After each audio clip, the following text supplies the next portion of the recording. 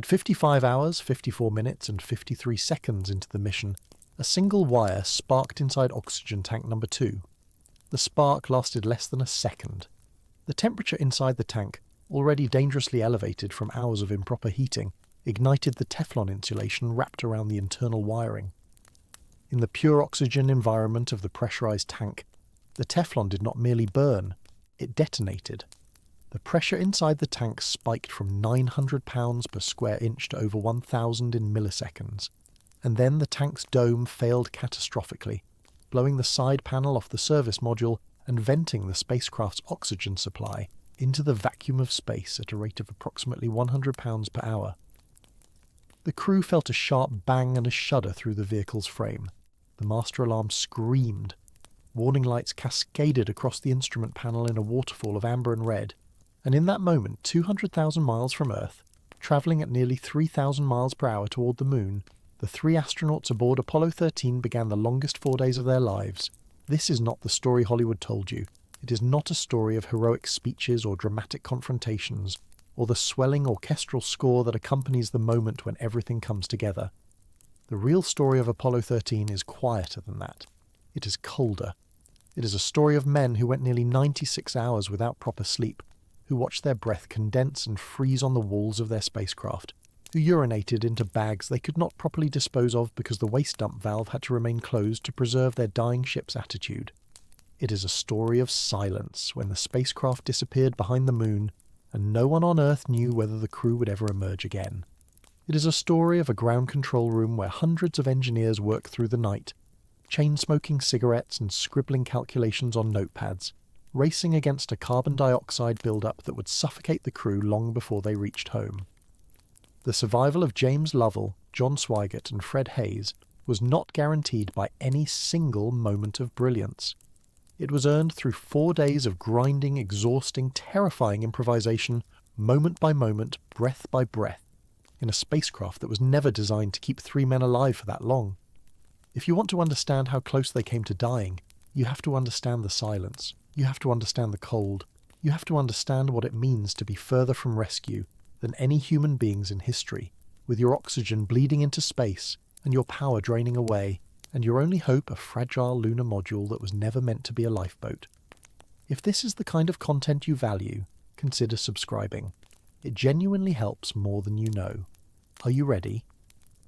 Then let us return to April 11th, 1970, and begin at the beginning. The morning of the launch broke clear and warm over Cape Kennedy. The Florida sky stretched cloudless from horizon to horizon, a pale blue dome unmarked by the afternoon thunderstorms that had threatened earlier in the week. The humidity was already climbing towards 70% by 6 in the morning, and the technicians working the launch pad could feel the subtropical air thickening around them as the sun rose higher. It was, by the standards of the Florida coast in spring, a nearly perfect day for a launch. Inside the crew quarters at the Kennedy Space Center, the 3 astronauts who would fly Apollo 13 had been awake since 4:30 in the morning. They had eaten the traditional pre-launch breakfast of steak and eggs, a menu chosen not for nutrition, but for its low residue content, designed to minimize the need for bowel movements during the early hours of the mission. They had undergone their final medical examinations, had their biosensor leads attached to their chests to monitor heart rate and respiration throughout the flight, and had begun the laborious process of suiting up in their pressure garments. The commander, James Arthur Lovell Jr., was making his 4th trip into space.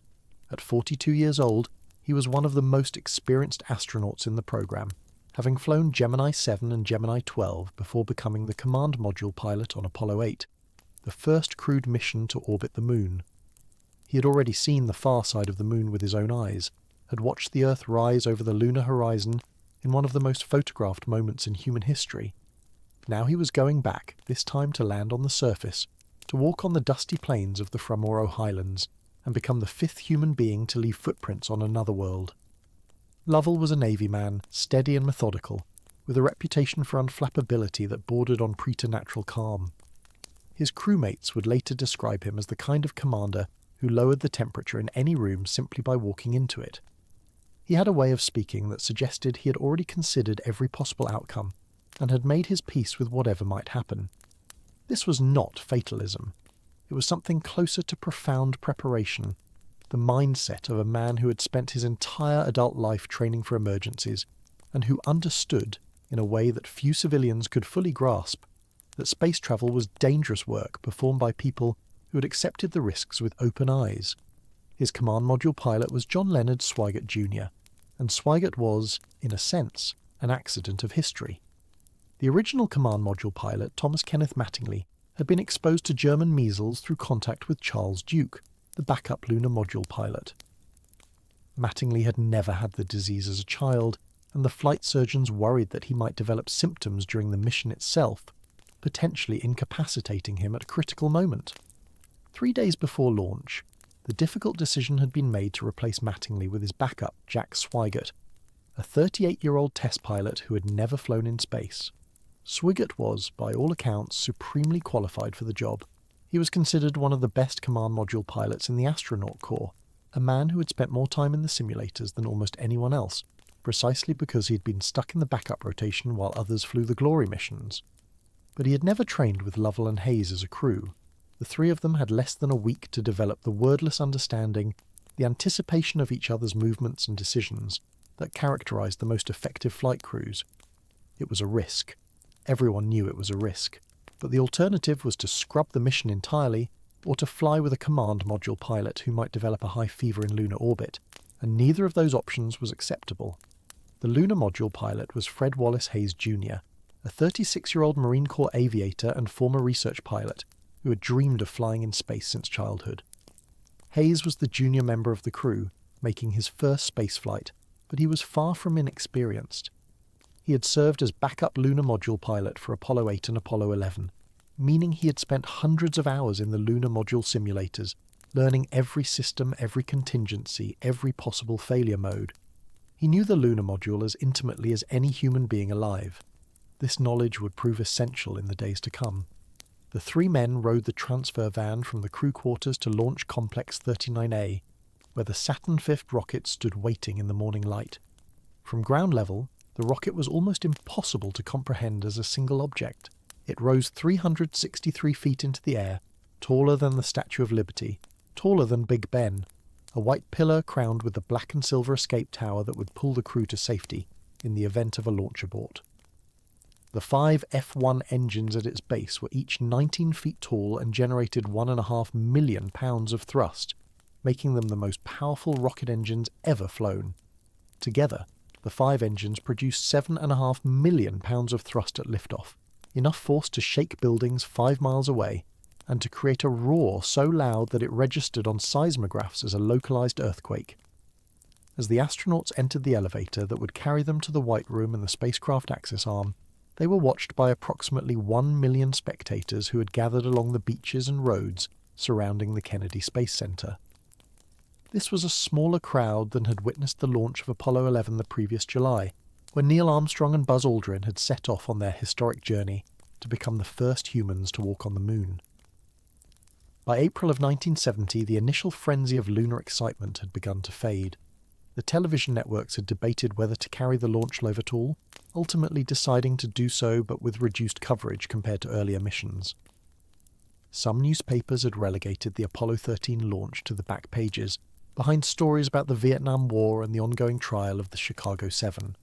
This was perhaps the most dangerous thing about Apollo 13 even before anything went wrong. The mission had become routine in the public imagination.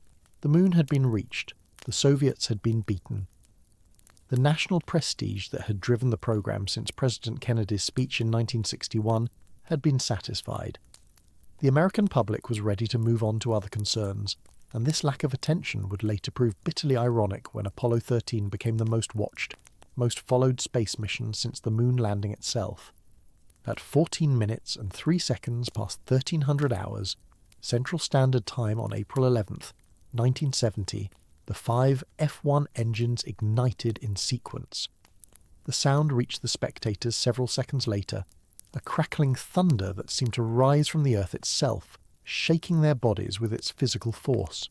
The rocket rose with deceptive slowness, fighting against the relentless pull of Earth's gravity, climbing on a pillar of fire so bright that it left after images in the eyes of everyone who watched. Lovell, Swigert and Hayes were pressed back into their couches by the acceleration, feeling their bodies grow heavier as the rocket picked up speed, their instruments vibrating with the violence of combustion.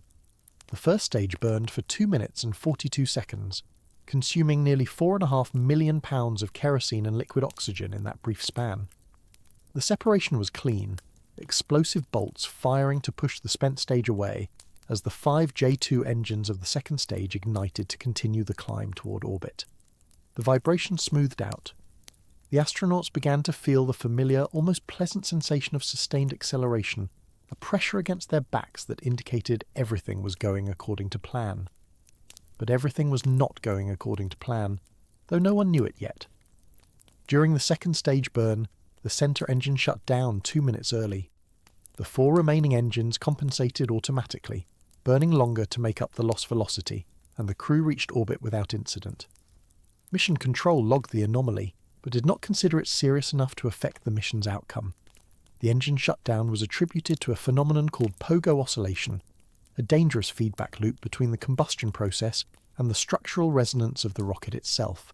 Modifications had been made after earlier flights to prevent this, but the oscillation had occurred anyway, forcing the early shutdown as a protective measure. No one realized that the pogo oscillation had placed unusual stresses on the service module.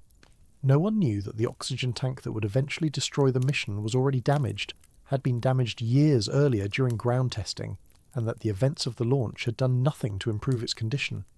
The mission continued. The translunar injection burn went perfectly.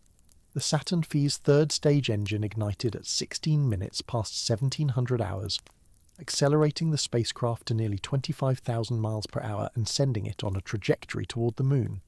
The crew separated from the third stage, turned the command module around, and docked with the lunar module, pulling it free from its protective shroud.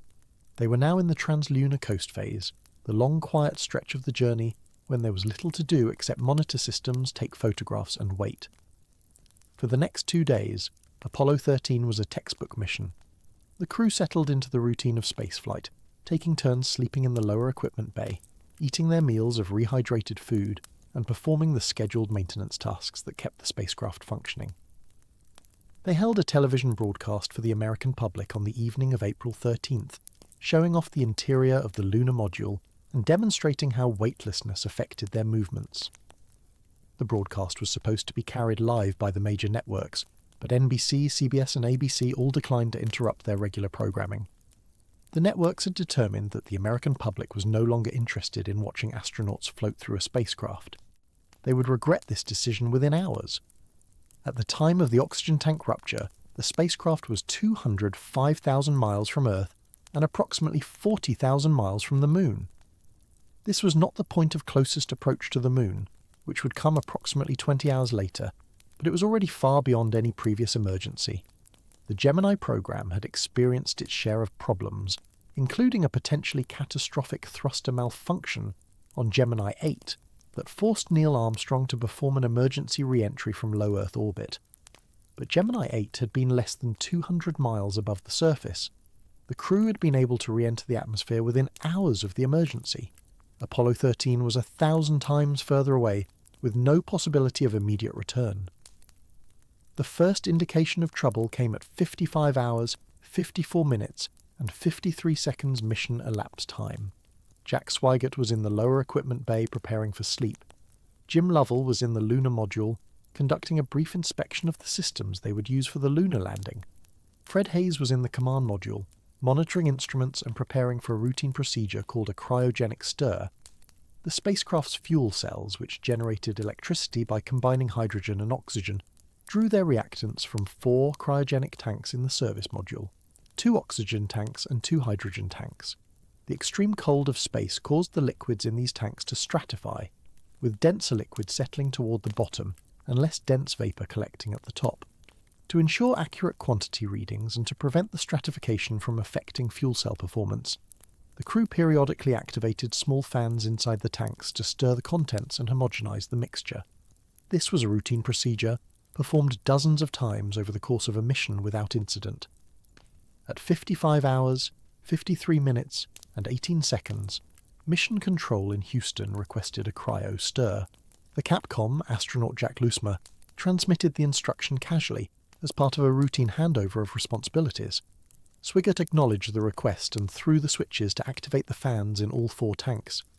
Inside oxygen tank number 2, the electrical wiring that powered the stirring fan was damaged. This damage dated back to 1968, when the tank had been dropped during ground testing at the North American Rockwell facility in Downey, California. The tank had been inspected and cleared for flight, but the inspection had failed to detect that the drop had loosened one of the internal fill tubes and had placed stress on the Teflon insulation surrounding the internal wiring.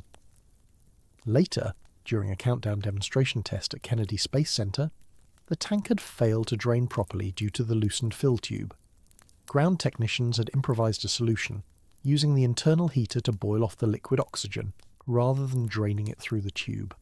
But the heater was controlled by a thermostat rated for 28 volts, and the ground support equipment at the time used 65 volts. The thermostat welded itself shut without anyone noticing. The heater ran for 8 hours at temperatures exceeding 1000 degrees Fahrenheit, slowly baking the Teflon insulation until it became brittle and prone to failure. All of this was unknown to the crew and to mission control. The telemetry showed normal readings. The tank appeared to be functioning properly. No one had any reason to suspect that oxygen tank number 2 was a bomb waiting for a spark. When Swigert activated the stirring fans, the spark arrived. The damaged wiring arced inside the tank. The baked, brittle Teflon ignited in the pure oxygen atmosphere. The pressure spiked, and the tank exploded with enough force to blow the external panel off the service module, and to damage oxygen tank number 1 badly enough that it began leaking its contents into space as well. The bang was loud enough to be heard clearly throughout the spacecraft. Fred Hayes, who was entering the lunar module tunnel at the moment of the explosion, felt the entire spacecraft shudder beneath him. The master alarm sounded immediately, a pulsing tone designed to be impossible to ignore. Warning lights illuminated across the instrument panel. Fuel cell failure, main bus undervolt, oxygen tank pressure anomaly. In the first seconds after the bang, the crew did not understand what had happened. They did not know that an explosion had occurred. The instruments told them that they were losing electrical power and that something was wrong with the oxygen system, but they had no context for interpreting this information. An explosion was not among the failure modes they had trained for. Every simulation they had ever run assumed that any major problem would be preceded by warning signs, that there would be time to diagnose and respond. The oxygen tank explosion had come without warning, had come in an instant, and had left them scrambling to understand a cascade of failures that seemed to defy explanation. Lovell's voice came over the radio at 55 hours, 55 minutes, and 20 seconds mission elapsed time. His tone was calm, almost conversational, utterly at odds with the chaos reflected on his instrument panel. "Houston, we've had a problem here," Luzma asked him to repeat. Swigert transmitted the same message.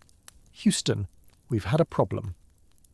In the Mission Operations Control Room at the Manned Spacecraft Center in Houston, the flight controllers stared at their screens in confusion. The data streaming down from the spacecraft made no sense. The oxygen tank 2 quantity reading had dropped to 0 in an instant. The oxygen tank 1 quantity was falling rapidly. The fuel cells were losing power. The attitude control thrusters were firing erratically.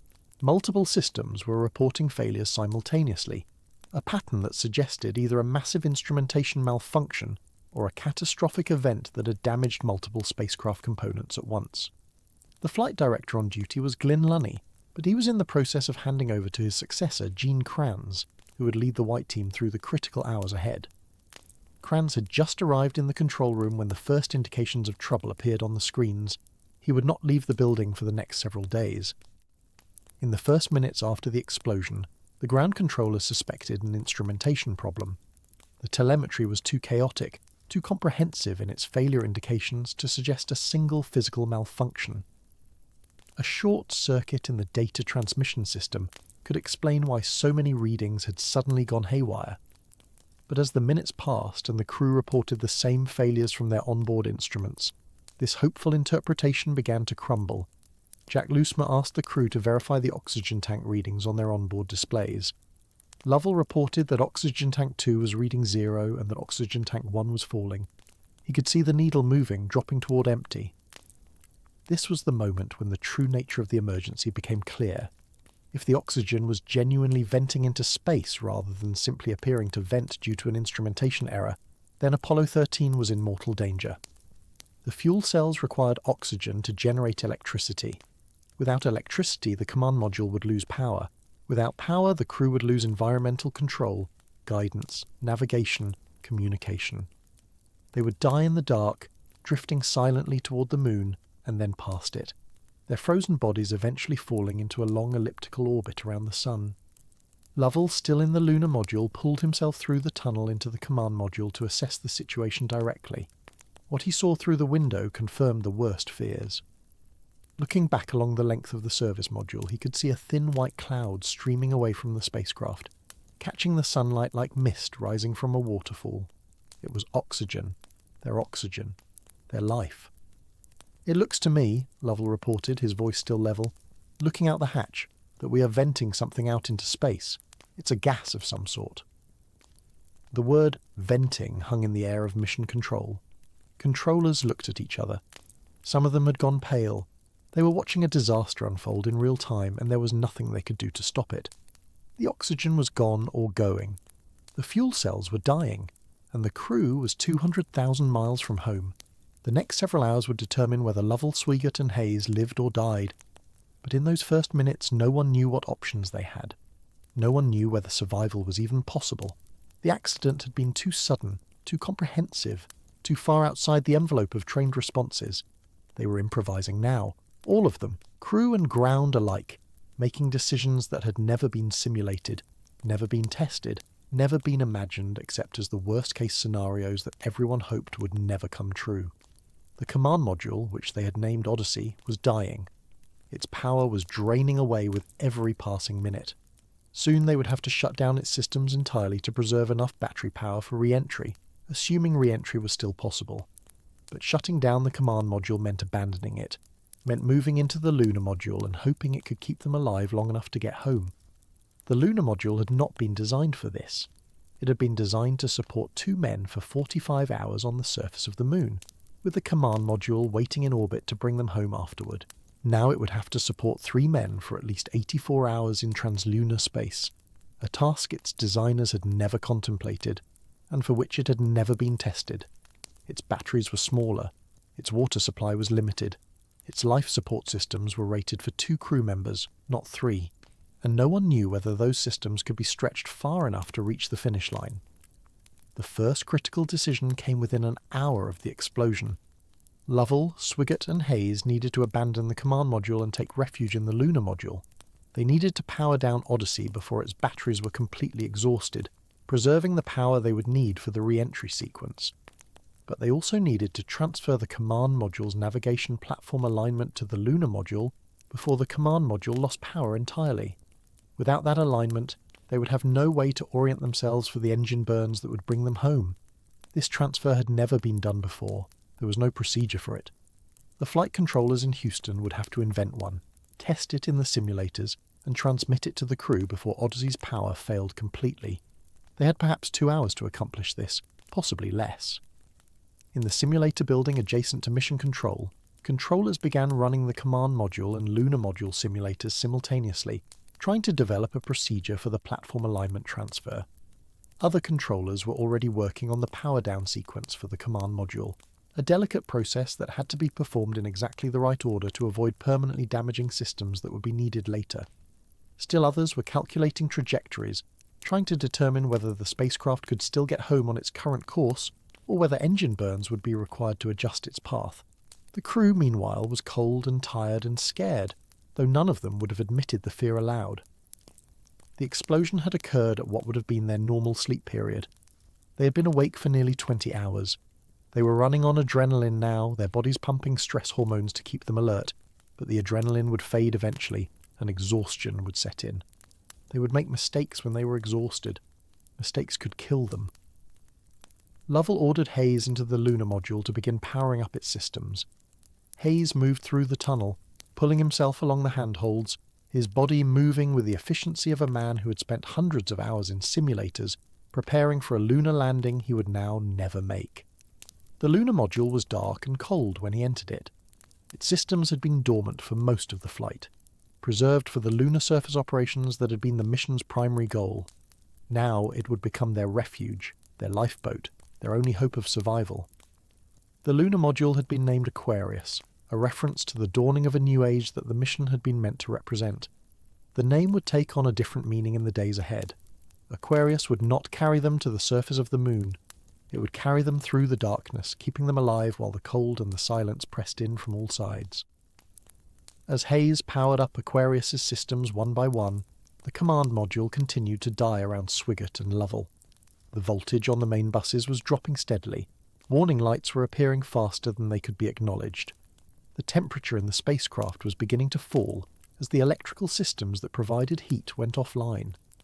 And through the window, the white cloud of venting oxygen continued to stream away into the void, glittering in the sunlight like a ghost departing the body it had once inhabited. In Houston, Gene Kranz gathered his controllers for a quiet conference away from the consoles. The situation was bad. The situation might be unsurvivable, but Kranz was not ready to give up, and he made it clear that no one else was permitted to give up either. "I don't give a damn about the odds," Kranz told his team, though the exact words have been lost to history. "We are not going to lose these men." The engineers went back to their consoles. They began working through the problems one at a time, breaking the impossible situation down into component parts, each part assigned to a specialist who would focus on nothing else until a solution was found. The lithium hydroxide canisters for scrubbing carbon dioxide from the cabin atmosphere, the power-down sequence for the command module, the navigation platform alignment transfer, the trajectory correction burns, the water budget, the thermal loads, the communications protocols, the re-entry procedures. Each of these problems would have been challenging under normal circumstances. Under the conditions of Apollo 13, with limited power, limited time, and no margin for error, they were staggering. But the engineers did not allow themselves to be staggered. They simply began working, hour after hour, through the night and into the next morning and through the day that followed, sleeping in shifts on cots that had been brought into the building, eating cold sandwiches and drinking cups of terrible coffee, their ashtrays overflowing with cigarette butts as they calculated and recalculated the numbers that would determine whether 3 men lived or died. The crew, 200,000 miles away, could hear the confidence in the voices that came through their headsets. They could not see the fear in the eyes of the controllers. They could not know how close some of those controllers were to despair in those early hours, before the problems had been broken down and assigned and work had begun in earnest. All they knew was that Houston was working on it, that brilliant people on the ground were dedicating everything they had to bringing them home alive. It was cold comfort, but it was the only comfort they had. The lunar module's systems came online one by one. Hayes verified that the guidance computer was functioning, that the environmental control system was operational, that the descent propulsion system could be fired if needed. The lunar module had never been used as a propulsion system for the entire Apollo stack before, but there was no other option. The service module's main engine could no longer be trusted. It shared tanks and plumbing with the damaged oxygen system. There was no way to know whether the explosion had damaged the engine itself or the fuel tanks that fed it. Using it was too risky. The lunar module's descent engine would have to do the job instead. At 2 hours and 15 minutes after the explosion, Mission Control transmitted the procedure for the platform alignment transfer. Swigert and Lovell worked through the steps carefully, aware that any mistake would leave them unable to navigate. The procedure worked. The lunar module now knew where it was pointing, could track the stars and the Earth and the Moon, could orient itself for the critical engine burns that lay ahead. Now they could abandon the command module. Lovell and Swigert powered down Odyssey's systems in sequence, watching the lights go dark one by one, feeling the temperature continue to drop as they moved through the checklist. The last thing they shut down was the environmental control system, which had been circulating warm air through the cabin. When it went silent, they could hear their own breathing, could hear the small sounds of the spacecraft settling into its new, dormant state. The move into Aquarius was complete. 3 men were now living in a spacecraft designed for 2, a spacecraft that had food and water and power budgeted for a 45-hour lunar surface stay, not an 84-hour return journey. They were alive, they were stable, but they were far from safe, and the worst challenges still lay ahead. Outside the window, the white cloud had stopped streaming. The oxygen was gone. Tank 2 was empty. Tank 1 was empty. The fuel cells were dead, their byproduct water no longer available. From this point forward, every drop of water, every amp of electricity, every breath of air would have to come from the lunar module's limited supplies. The spacecraft continued on its trajectory toward the Moon. now a ship of ghosts riding through the darkness. In Houston, the controllers continued their calculations. In homes across America, families were just beginning to learn that something had gone wrong, that the routine mission they had ignored was now a desperate struggle for survival. And in the cold, dark command module, condensation was already beginning to form on the walls, the first signs of the hostile environment that would make the next 4 days an exercise in endurance unlike anything the space program had ever faced. This was the beginning. The explosion, the evacuation, the first desperate hours of improvisation. But the real test was still coming. The oxygen was gone, but the crew was still breathing. The power was nearly exhausted, but they were still alive. Now they had to figure out how to stay that way, how to stretch their limited resources across an ocean of time and space, how to survive the quietest and coldest journey in the history of human exploration. The first night in Aquarius would be the hardest, but every night after that would be hard too. The crew didn't know yet how cold it would get, how tired they would become, how close they would come to suffocating in their own exhaled carbon dioxide. They did not know about the duct tape and cardboard solution that would save their lives, or the terrifying silence behind the moon, or the final desperate re-entry through an atmosphere that would test their damaged heat shield to its limits. They only knew that they were alive, that Houston was working the problem, and that they had to take the next step, and then the next, and then the one after that. The moon was still drawing them closer. The far side was waiting. And somewhere beyond the darkness, 200,000 miles away and growing more distant by the hour, the blue marble of Earth hung in the void, impossibly fragile, impossibly precious, the only home they had ever known. They would see it again, or they would not. There was no middle ground, and so they began the work of survival. 3 men in a metal box, breathing recycled air, watching their instruments, waiting for Houston to tell them what to do next. The first hours in Aquarius established a rhythm that would define the days ahead. Lovell, Hayes and Swigert moved through the cramped space with deliberate economy, each motion calculated to conserve energy, each word measured to preserve focus. The lunar module had never been designed for this. Its walls were thin, insulated only enough for a brief stay on the moon's surface, where the bulk of thermal protection would come from the descent stage left behind. Now those thin walls were all that separated 3 men from the absolute cold of space, and the cold was already making itself known. The temperature inside Aquarius dropped steadily through that first night. It had been comfortable when they first powered up the spacecraft, the standard 68 degrees that NASA maintained in all its vehicles. By midnight Houston time, it was 60 degrees. By morning, it would be in the low 50s and still falling. The spacecraft was radiating heat into space faster than the crew's bodies, and the minimal electrical systems could replace it. This was simple thermodynamics, the same physics that makes a car grow cold on a winter night when the engine is off. But in a car you can start the engine, run the heater, drive to shelter. In Aquarius there was no heater. The electrical power that would have run one was needed for more critical systems. The crew would simply have to endure. Swigert felt the cold first. He had been working hardest during the evacuation, had sweated through his flight suit during the desperate hours of powering down Odyssey and transferring to Aquarius. Now that sweat was cooling against his skin, drawing heat from his body with each passing minute. He wrapped his arms around himself, tucked his hands under his armpits, tried to find a position in the cramped cabin where he could conserve warmth. But there was no comfortable position. Aquarius was designed for 2 men to spend a brief period preparing for lunar surface operations, not for 3 men to live in for days. Every surface was hard, every angle awkward, every attempt at rest interrupted by the need to monitor systems or respond to Houston, or simply shift position to restore circulation to a limb gone numb. Hayes was monitoring the lunar module's systems, his eyes moving across the instrument panels, with the practiced efficiency of a pilot who had spent months learning every switch and gauge. The power consumption was a constant concern.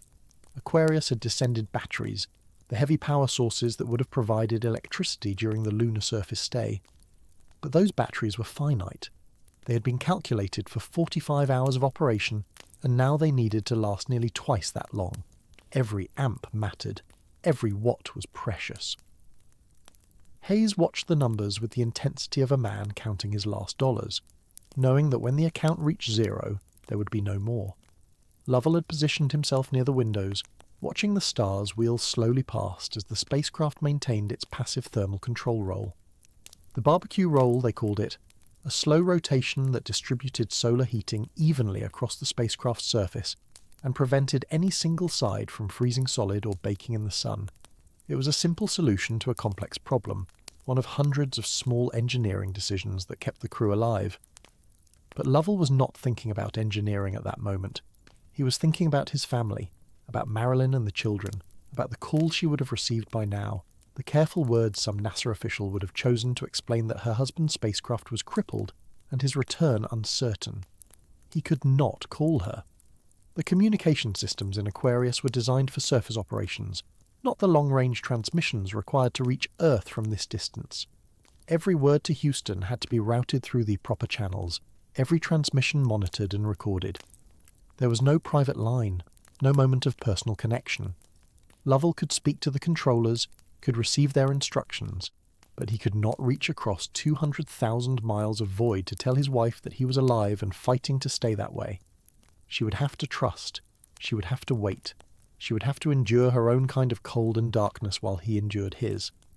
In mission control, the night shift had given way to a second shift, then a third. The flight controllers were working in relays, each team taking their station for a few hours before handing off to the next. But many of the day shift controllers had never left. They sat at consoles that were not theirs, reading telemetry over shoulders, checking calculations, looking for anything that might have been missed. The coffee had long since grown cold in their cups. The ashtrays overflowed with cigarette butts, the smoke hanging in a blue haze beneath the fluorescent lights. Nobody was thinking about going home. Nobody was thinking about anything except the three men in the spacecraft and the mathematical problem of bringing them back alive.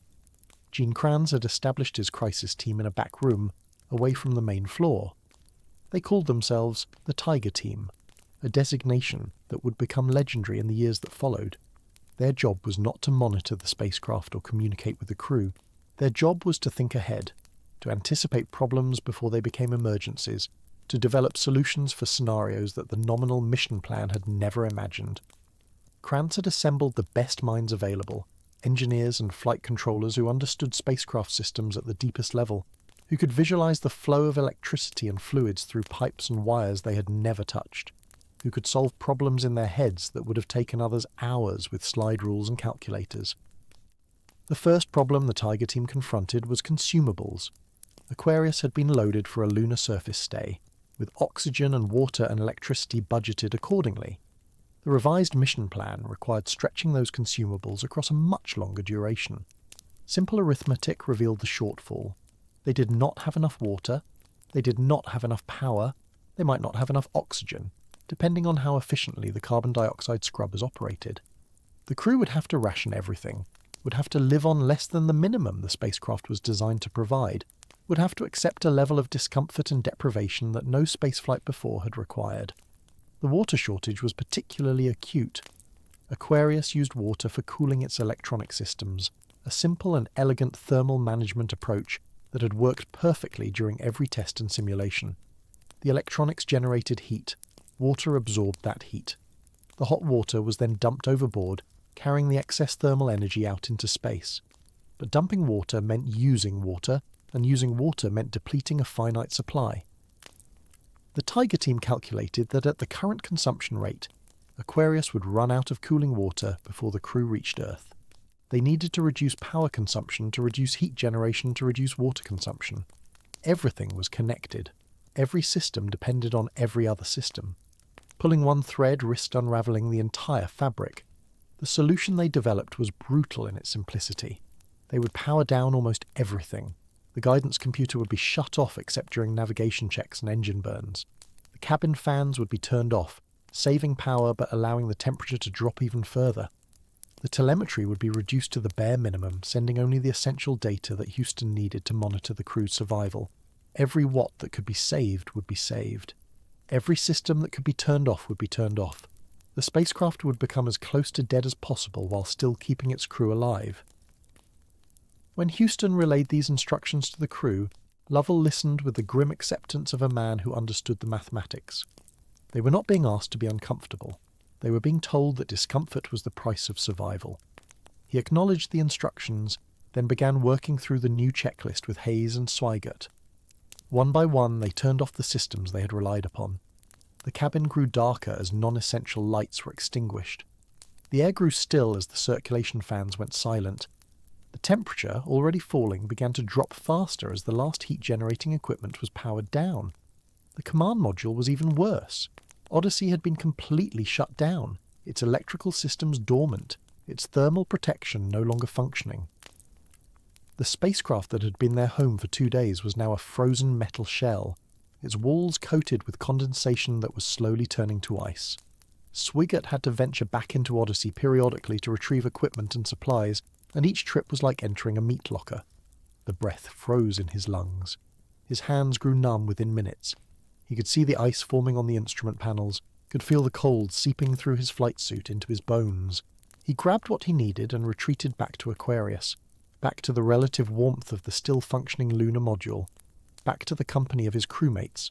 But even Aquarius was growing hostile. By the second day, the temperature inside the cabin had dropped below 50 degrees and was still falling. The crew had wrapped themselves in every piece of clothing they could find, had pulled their arms inside their suits like turtles retreating into shells. They were wearing their lunar surface boots, the heavy insulated footwear designed for walking on the moon. They were wearing multiple layers of underwear, of coveralls, of anything that might provide an additional barrier against the creeping cold. But nothing was enough. The cold was patient. The cold was relentless. The cold found every gap in their improvised insulation and poured through like water through a sieve. Sleep became impossible. The crew would close their eyes, would try to drift off, but the shivering would start within minutes. The human body cannot sleep while shivering. The involuntary muscle contractions that generate heat also generate consciousness, pulling the mind back from the edge of rest with each spasmodic tremor. Lovell, Hayes, and Swigert took turns trying to rest, wedging themselves into corners of the cabin, curling into fetal positions, seeking any configuration that might allow their exhausted bodies a moment of peace. But peace would not come. The cold would not allow it. They existed in a state of perpetual exhaustion, their minds foggy with fatigue, their bodies screaming for rest that they could not achieve. The psychological toll was immense, though none of them spoke of it directly. They were test pilots, astronauts, men trained to compartmentalize fear and focus on the task at hand. But they were also human beings, and human beings cannot ignore death when it presses so close against the window. Every time Lovell looked out at the stars, he thought about the distance. Every time Hayes checked the power levels, he thought about the margins. Every time Swigert shivered in the cold, he thought about the warmth he might never feel again. They kept these thoughts to themselves, buried beneath layers of professionalism and duty. But the thoughts were there, a constant background radiation of fear that coloured every moment. Houston was aware of the psychological dimension. The flight surgeons monitored the crew's biotelemetry, watching heart rates and breathing patterns for signs of distress. They noted the exhaustion in the astronauts' voices, the slight slurring that comes from sleep deprivation, the occasional edge of frustration that crept into responses to routine questions. But there was little the surgeons could do from 200,000 miles away. They could not warm the spacecraft. They could not provide rest. They could not reach through the void to offer comfort. They could only watch and worry and hope that the human spirit would prove as resilient as the engineers believed it to be. The crew developed coping mechanisms without consciously deciding to do so. They talked about food, describing in elaborate detail the meals they would eat when they returned to Earth. Lovell fantasized about a thick steak, cooked medium rare, with a baked potato dripping with butter. Hayes wanted Mexican food, the spicier the better, something that would generate heat from the inside out. Swigert thought about pizza, the gooey cheese and crispy crust of a Chicago deep dish. These conversations served no practical purpose. They did not address the cold or the power shortage or the trajectory calculations that still needed to be refined. But they served a psychological purpose that was equally important. They kept the crew's minds focused on the future, on the assumption that there would be a future, on the expectation that they would live to eat those meals and feel that warmth and experience those simple pleasures that had once seemed so ordinary. They talked about their families.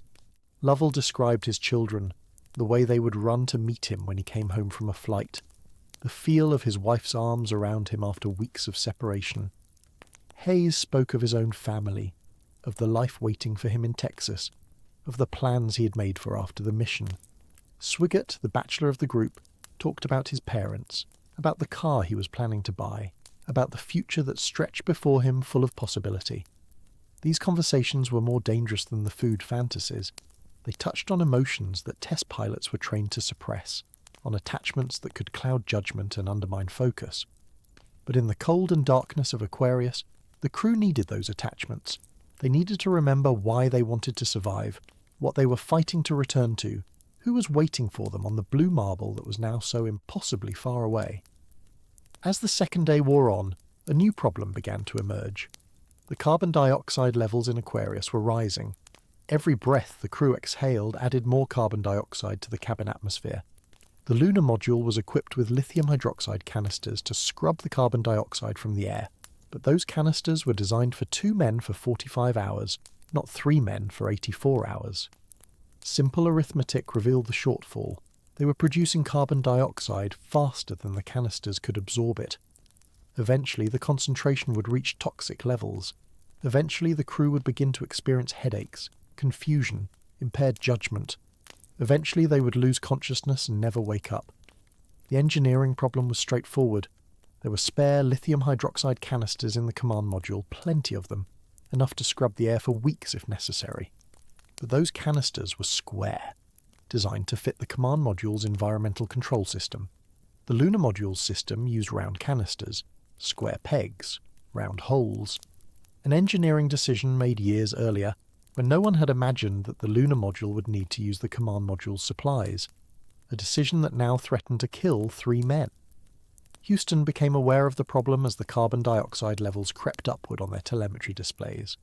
The controllers watched the numbers with growing concern, calculating the rate of rise, projecting when the concentration would reach dangerous levels. They had perhaps 20 hours before the crew would begin to experience symptoms, perhaps 30 before permanent impairment set in, perhaps 40 before death.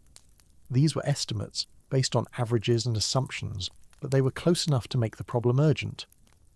The Tiger team gathered in the back room, spreading out on the table every component they knew existed in the spacecraft. Flight hardware, crew equipment, the contents of survival kits, the remnants of packaging material. Everything was potentially useful. Everything was potentially the solution. They needed to find a way to adapt the command module's square canisters to the lunar module's round receptacles, to create an improvised connection that would allow the lithium hydroxide to scrub the carbon dioxide from the air.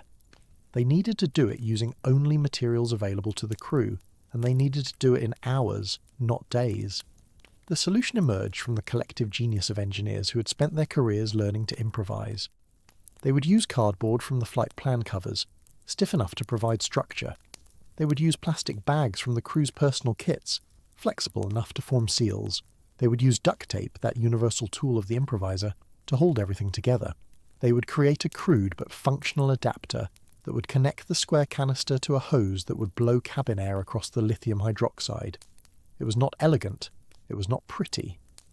But it would work, if the crew could build it correctly, if the seals held, if the tape did not fail. The task of designing the adapter fell to a group of engineers who had never expected to save lives with office supplies. They worked through the night, building prototype after prototype, testing each version against the actual hardware that existed in the spacecraft.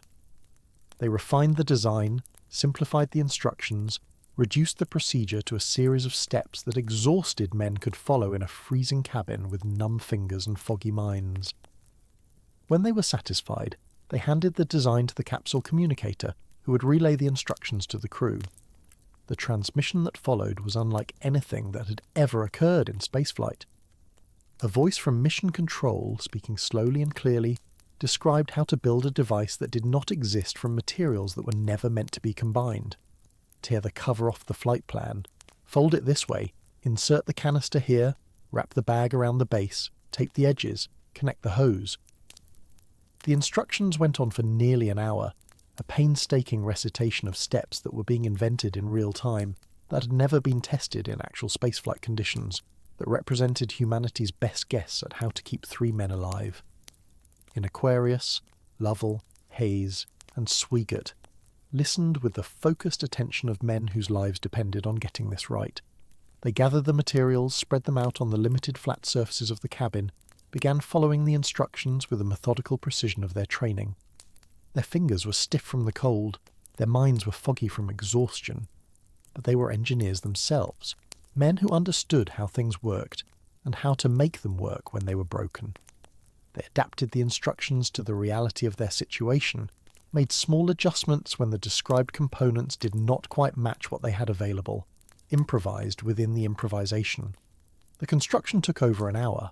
When it was finished, they had created something that looked like it had been assembled by children in a crafts class. Cardboard and plastic and tape, held together by hope and desperation, mounted awkwardly in a spacecraft that had never been designed to accept such a device. But when they connected the hose and switched on the fan, the air began to flow across the lithium hydroxide. When they checked the carbon dioxide readings an hour later, the concentration had stabilized. Another hour, and it began to fall. The mailbox, they called it, because it looked vaguely like a mailbox. This improvised assembly of cardboard and tape would become one of the most famous objects in the history of human spaceflight, a symbol of ingenuity under pressure, of the human capacity to solve problems that should have been unsolvable. But in the moment, it was simply relief. The crew could breathe. The carbon dioxide would not kill them. One more obstacle had been overcome. One more hour had been survived. But the hours stretched on, each one longer than the last. The cold continued to deepen. The exhaustion continued to accumulate. The spacecraft continued its long arc toward the moon, drawing ever closer to the far side where communication with Earth would be impossible. The worst was not over. The worst was still coming. And the crew could do nothing but endure, nothing but wait, nothing but trust that the engineers on the ground would continue to solve the unsolvable, and that their own bodies would hold out long enough to see Earth again. The trajectory calculations had revealed another problem, one that Houston had been working quietly while the crew focused on immediate survival. The spacecraft was not on a free return path that would bring it back to Earth without intervention. The explosion had altered the trajectory just enough to create uncertainty, to push the margins from comfortable to concerning. Left alone, the spacecraft might miss the Earth entirely, might sail past into an orbit around the Sun, might become a frozen tomb circling eternally between the planets, or it might re-enter the atmosphere at too steep an angle, might encounter aerodynamic forces that would tear it apart, might become a streak of fire across the sky instead of a successful recovery. What was needed was a burn, a carefully calculated firing of the lunar module's descent engine that would adjust the trajectory and guarantee a safe return. The burn had to be precise, it had to be perfectly timed, it had to be executed with instruments that were unfamiliar to the crew and systems that were operating at minimal power, and it had to happen soon, before the spacecraft rounded the far side of the moon and communication with Houston became impossible for nearly an hour. The preparation for the burn consumed the crew's waning energy.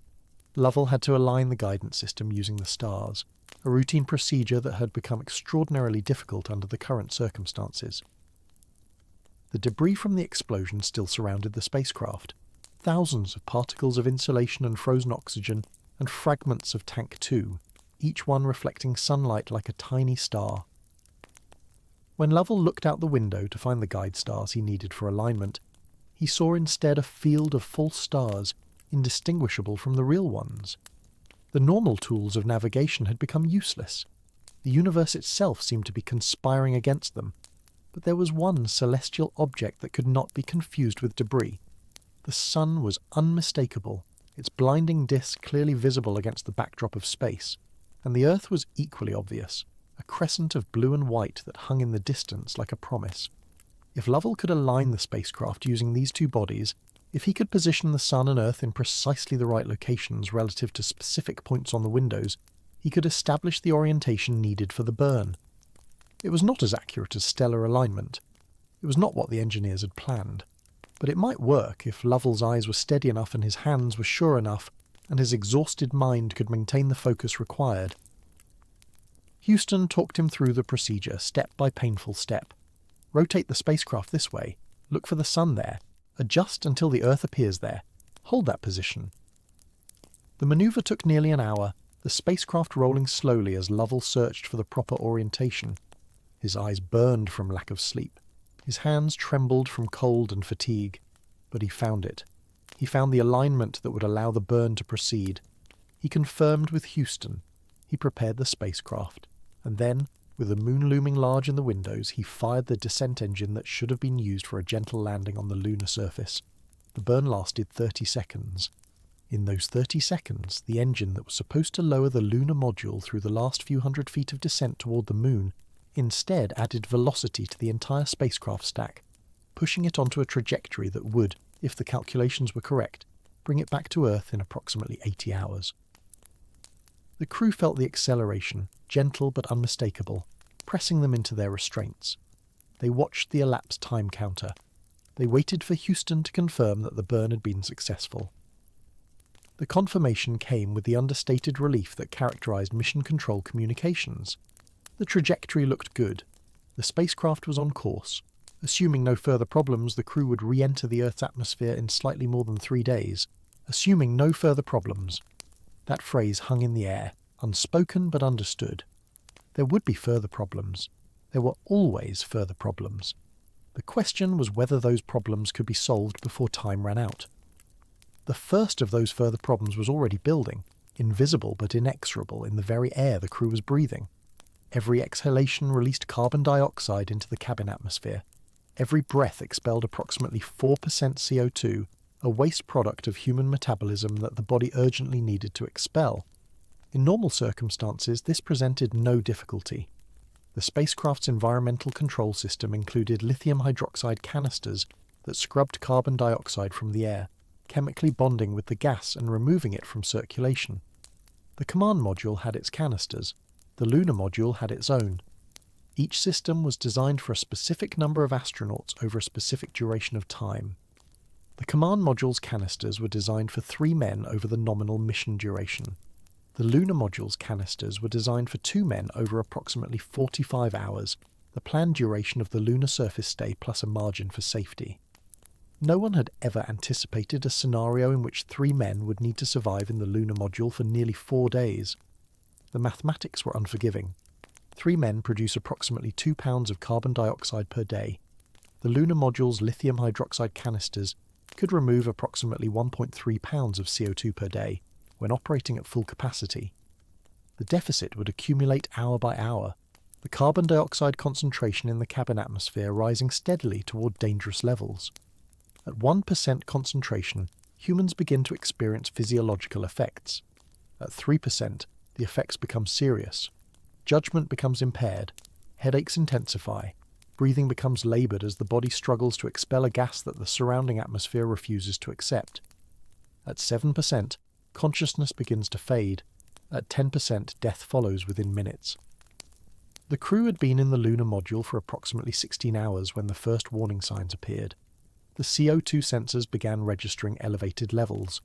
The numbers crept upward, tenths of a percent at a time, a patient accumulation that would become lethal if not addressed. Mission Control tracked the readings with growing concern. The lithium hydroxide canisters in the lunar module were being consumed faster than planned, overwhelmed by the metabolic output of 3 men instead of 2.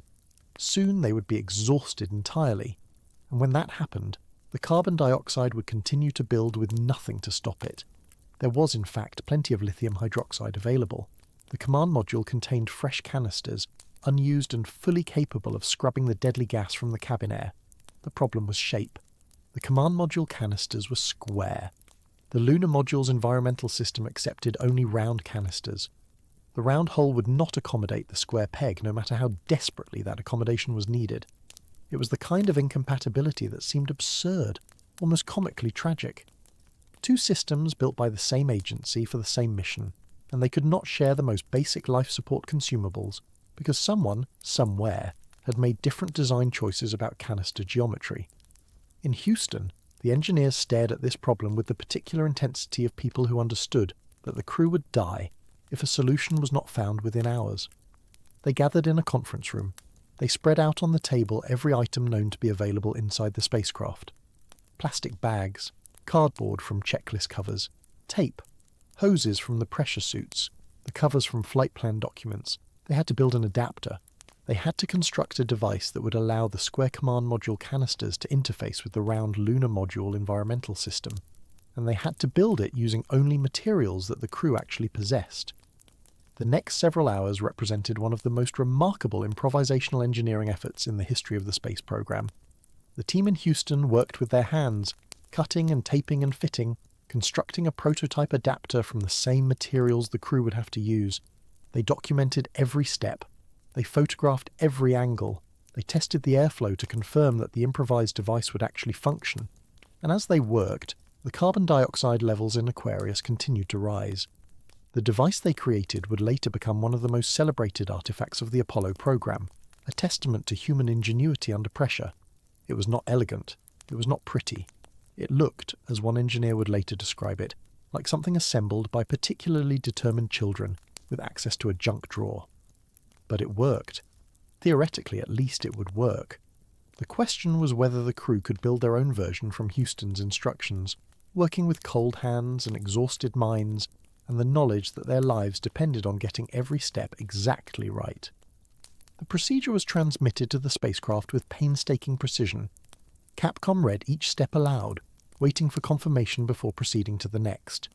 Take the cover from the flight data file, cut it to these dimensions, fold it here, tape it there, attach the hose from the red suit, seal every gap with additional tape.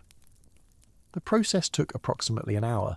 The crew worked in shifts, one man holding components in place while another applied tape, the third monitoring systems and recording instructions. Their fingers were stiff from the cold. The tape adhered poorly in the frigid atmosphere. Several times they had to restart sections of the assembly when components shifted or seals proved inadequate. But when they finished, they had created what Mission Control had envisioned, an awkward, asymmetrical box of cardboard and plastic, held together by tape and hope, with a pressure suit hose protruding from one end. They connected it to the environmental system, they activated the airflow, and they watched the carbon dioxide readings on the sensors. For several agonizing minutes, the numbers continued to climb. The improvised device was in place, but it took time for the lithium hydroxide to begin absorbing the accumulated gas. The crew waited, trying not to breathe too deeply, trying not to think about what would happen if their makeshift contraption failed to perform. Then, slowly, the readings began to stabilize. Then they began to fall. Fraction by fraction, the carbon dioxide concentration in the cabin atmosphere decreased. The adapter was working. The square canisters were scrubbing the air through the round system. The laws of chemistry did not care about geometry, as long as the gas reached the lithium hydroxide. By the time the readings returned to safe levels, the crew had been awake for over 30 hours. They had survived an explosion, abandoned their command module, executed an emergency burn, and constructed a life-saving device from materials that were never intended for such use. They had approximately 72 hours remaining before re-entry, and they were beginning to understand that the challenges they had already overcome might be the easier ones. The cold was becoming unbearable. Power conservation had been the priority since the accident. Every watt saved was a watt that might be needed later, for the critical procedures that would determine whether the crew survived re-entry or burned up in the atmosphere. The decision to minimize power consumption had been correct. It had been necessary, but it came with consequences that were now manifesting in the trembling hands and chattering teeth of 3 men trapped in a metal box 200,000 miles from home. The lunar module was not designed for comfort. It was designed for efficiency. Every pound of weight had been scrutinized, every luxury eliminated in favor of equipment essential to the mission. Heating systems existed, but they drew power that could not be spared. The cabin temperature dropped steadily as the hours passed, heat radiating into the vacuum of space through the thin walls of the spacecraft. The windows became coated with condensation that froze into delicate patterns of ice. The metal surfaces of the cabin developed a thin layer of frost. The air itself felt sharp in the lungs, each breath a reminder of how hostile the environment had become. The crew's body temperatures began to fall, not dramatically, not yet dangerously, but perceptibly, the cold seeping into their cores despite the constant small movements they made to generate warmth. Sleep became impossible. Even exhaustion could not overcome the physical discomfort of trying to rest in a cabin where the temperature had dropped into the upper 30s Fahrenheit. They shivered constantly. They wrapped themselves in whatever thin materials they could find. They huddled together for warmth, 3 men who had trained for years to project competence and control, reduced to the most basic human survival behaviour. Water became a problem. The cold caused pipes to approach freezing. Drinking water was available, but consuming it meant cooling the body further. Dehydration became a calculated risk, the crew deliberately limiting their fluid intake to reduce the chilling effect of cold water on their already stressed systems. Food was theoretically available, but appetites had disappeared hours ago, suppressed by stress and discomfort, and the constant low-grade nausea that seemed to afflict everyone. When they did eat, they chose the most calorie-dense options, trying to give their bodies fuel to burn for warmth. The cold affected equipment as well as men. Instruments behaved erratically as temperatures dropped below their design specifications. Displays flickered, readings wandered, the navigation computer developed quirks that required constant monitoring and occasional manual correction. The crew could not be certain that the data they were seeing was accurate, could not fully trust the instruments that were supposed to guide them home. They cross-checked everything, comparing readings between systems, looking for discrepancies that might indicate malfunction. The additional workload consumed time and energy they could not afford to expend. And through all of this, the moon continued to grow larger in the windows. They were approaching the point of closest approach, the moment when the spacecraft would swing around the far side of the moon before beginning its long fall back toward Earth. For nearly an hour during this passage, they would be cut off from all communication with Houston. Radio waves travelled in straight lines. The bulk of the moon would block any signal between the spacecraft and Earth. For approximately 47 minutes, the crew would be utterly alone, further from any other human being than anyone had ever been, dependent entirely on their own judgment and the integrity of their battered spacecraft. The loss of signal was expected.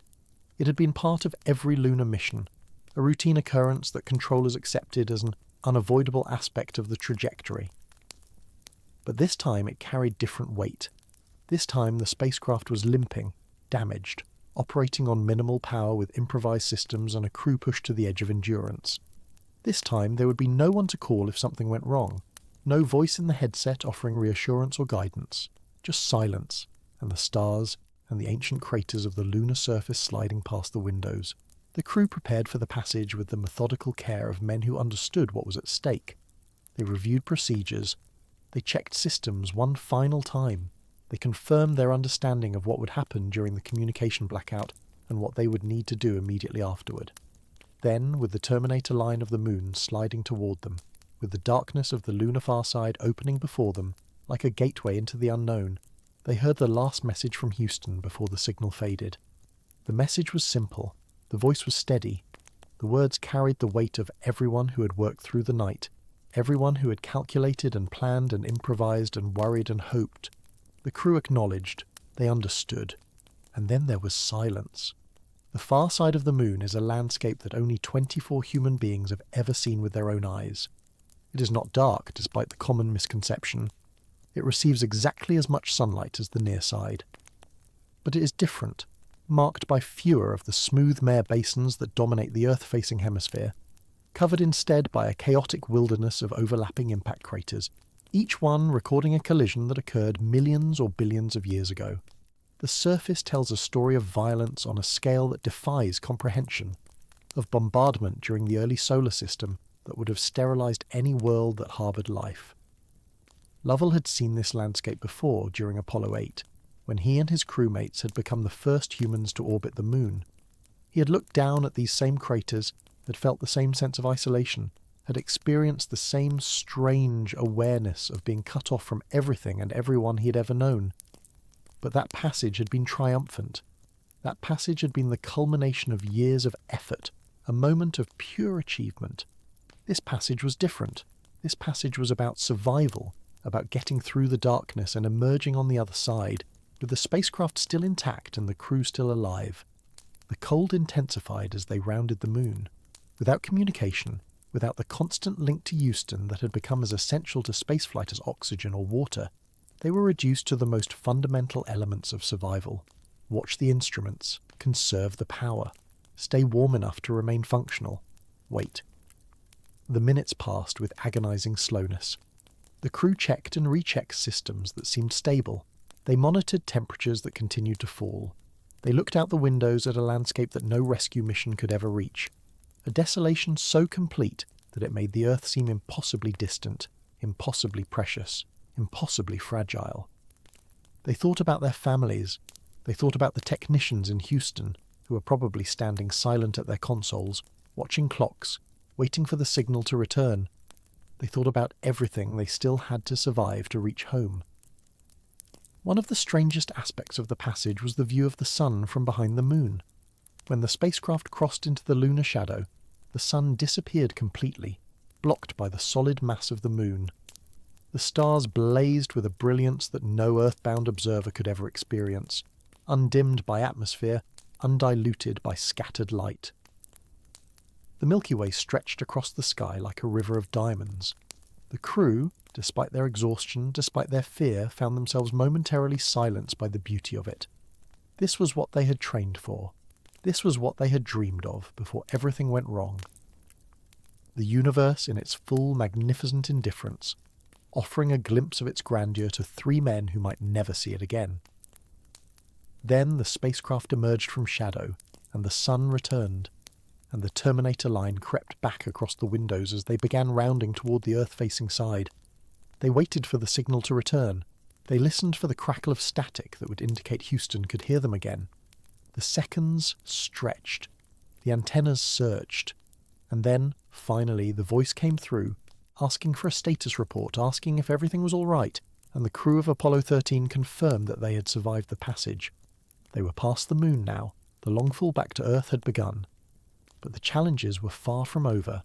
The trajectory, even after the burn they had executed before the lunar passage, was not quite right. The spacecraft would indeed return to Earth, but the angle of entry into the atmosphere was slightly shallower than optimal. At that angle, re-entry was possible, but the margins for error were reduced. A more precise trajectory would require another burn, another careful firing of the descent engine to adjust the course. Houston began calculating. The second burn would be smaller than the first, a minor correction rather than a major maneuver. But it would need to be executed with the same precision, the same careful alignment using the Sun and Earth as reference points, and it would need to be done soon, while there was still time for the trajectory change to take full effect before re-entry. The crew prepared with the weary efficiency of men who had already done this once and understood the stakes. Lovell again positioned himself at the window, searching for the proper alignment. Again he rolled the spacecraft, adjusting attitude degree by degree. Again he found the orientation that placed the reference bodies where they needed to be. Again he fired the engine, a brief burst that observers on the ground could calculate but the crew could only feel. The burn was successful. The trajectory improved. The entry angle tightened to values that gave the engineers more confidence. The crew could now project with reasonable certainty that their spacecraft would hit the atmosphere at the proper angle for a survivable re-entry. But reasonable certainty was not certainty. Projections were not guarantees, and there were still more than 60 hours remaining before they would know for sure. Those 60 hours would test human endurance in ways that no training could fully prepare for. The crew had already been awake for most of 2 days. They had performed complex procedures under life-threatening stress.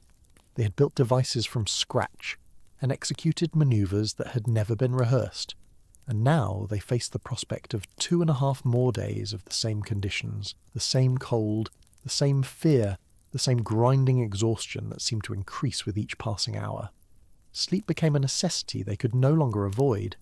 The human body cannot function indefinitely without rest, and the crew would need to be sharp for the final procedures before re-entry. But sleeping in the cold was nearly impossible. The crew established a rotation, one man resting in the command module, still cold but slightly more insulated than the lunar module, while the others maintained watch. The rest was fitful, broken by shivering, interrupted by the need to monitor systems. It was not sleep in any meaningful sense. It was brief periods of exhausted unconsciousness, offering some recovery but far less than the body needed. The hours blurred together. Day and night had no meaning in space, where the sun rose and set every 90 minutes as the spacecraft orbited its trajectory. The crew marked time by the mission clock, by the scheduled communication windows with Houston, by the gradual shrinking of the number of the hours remaining until re-entry. They spoke little to each other, except when necessary. They conserved words as they conserved everything else, saving their energy for the moments when it would be required. Houston maintained constant communication whenever the spacecraft was in range, a steady stream of information and updates and minor course corrections. The voice in the headset became a lifeline, a reminder that they were not alone, that thousands of people on the ground were working every moment to bring them home. The crew drew strength from that connection, from the knowledge that the best engineers and scientists in the world were focused on their survival. But they also understood that Houston could not save them directly. Houston could provide guidance. Houston could calculate trajectories. Houston could solve problems that could be solved with mathematics and engineering. But ultimately the crew had to execute. The crew had to perform. The crew had to survive long enough to implement whatever solutions Houston devised. The spacecraft was dying around them, system by system, hour by hour. Condensation had formed on every surface, water from breath and perspiration that normally would have been removed by the environmental systems, but now accumulated in the cold, dead sections of the ship. Instruments that had been turned off to conserve power might never turn on again, their electronics compromised by the cold and the moisture. The crew could not know the extent of the damage until they tried to reactivate systems for re-entry. They could only hope that enough would still function. And in the depths of that long journey home, as the Earth grew slowly larger in the windows and the moon shrank to a bright disk behind them, the crew of Apollo 13 confronted the fundamental reality of their situation. They were alive. They were still breathing, still thinking, still capable of operating the spacecraft. But survival was not assured. Survival would require everything they had left to give, every reserve of strength and skill and determination they had accumulated over years of training and preparation. The next crisis would come, it always did, and when it came, they would have to meet it somehow with whatever resources remained. The next crisis arrived with the relentless precision that had characterized every emergency since the oxygen tank exploded. 61 hours into the mission, as the spacecraft continued its long fall toward Earth, Mission Control confronted a problem that had been building since the moment the crew transferred to the lunar module. The carbon dioxide scrubbers were failing. The lunar module's environmental system had been designed to support 2 astronauts for 45 hours on the lunar surface. It was now supporting 3 astronauts for what would be nearly 90 hours. The lithium hydroxide canisters that absorbed carbon dioxide from the cabin air were becoming saturated. Carbon dioxide levels in the spacecraft had been rising steadily, climbing toward the threshold where the crew would begin to experience symptoms of hypercapnia. Headaches would come first, then confusion, then impaired judgment, exactly when the crew could least afford impaired judgment, and finally, if the levels continued to climb, unconsciousness and death. The mathematics of the situation were brutally simple. The lunar module carried a limited supply of lithium hydroxide canisters. These canisters would be exhausted before re-entry.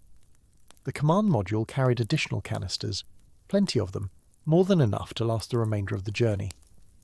But the command module canisters were square. The lunar module receptacles were round. The shapes were incompatible, a small design decision made years earlier that had never seemed important because no one had ever imagined a scenario where the crew would need to use command module canisters in the lunar module. And now, in the darkness of space, that small design decision threatened to kill 3 astronauts. The problem had been identified almost immediately after the accident. Engineers at the Manned Spacecraft Center in Houston had begun working on a solution within hours of the explosion, knowing that this crisis was coming, racing to find an answer before the carbon dioxide levels became dangerous. They had assembled materials that matched what was available in the spacecraft. Cardboard from checklist covers, plastic bags used for stowage, the ubiquitous grey tape that held the American space program together, and the flight plan covers, rigid sheets of cardboard that could provide structure to whatever device they created.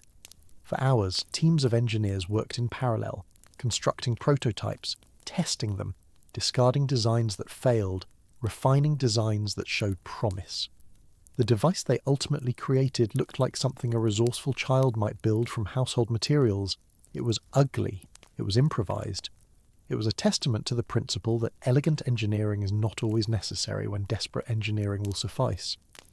The engineers called it the mailbox because of its rough resemblance to that mundane object.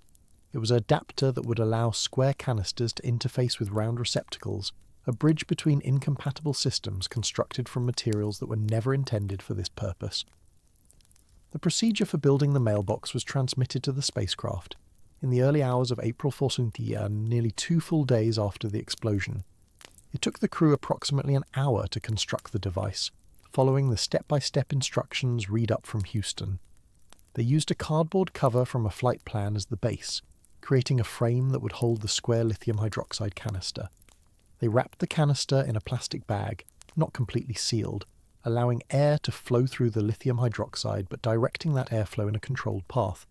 They attached a hose from the lunar module's environmental system, creating an inlet that would draw carbon dioxide-laden air from the cabin through the canister, and they secured the entire assembly with tape, strip after strip of grey tape wound around every joint and connection, holding the improvised device together through pure adhesion and determination.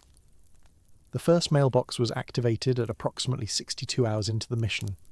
Within minutes, carbon dioxide levels began to fall.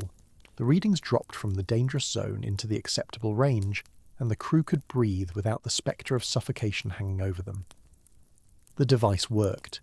The ugly, improvised, tape-covered contraption worked, pulling carbon dioxide from the cabin air and scrubbing it through the lithium hydroxide, keeping the atmosphere breathable, keeping the crew alive. A second mailbox was constructed for redundancy, providing a backup in case the first device failed or became saturated.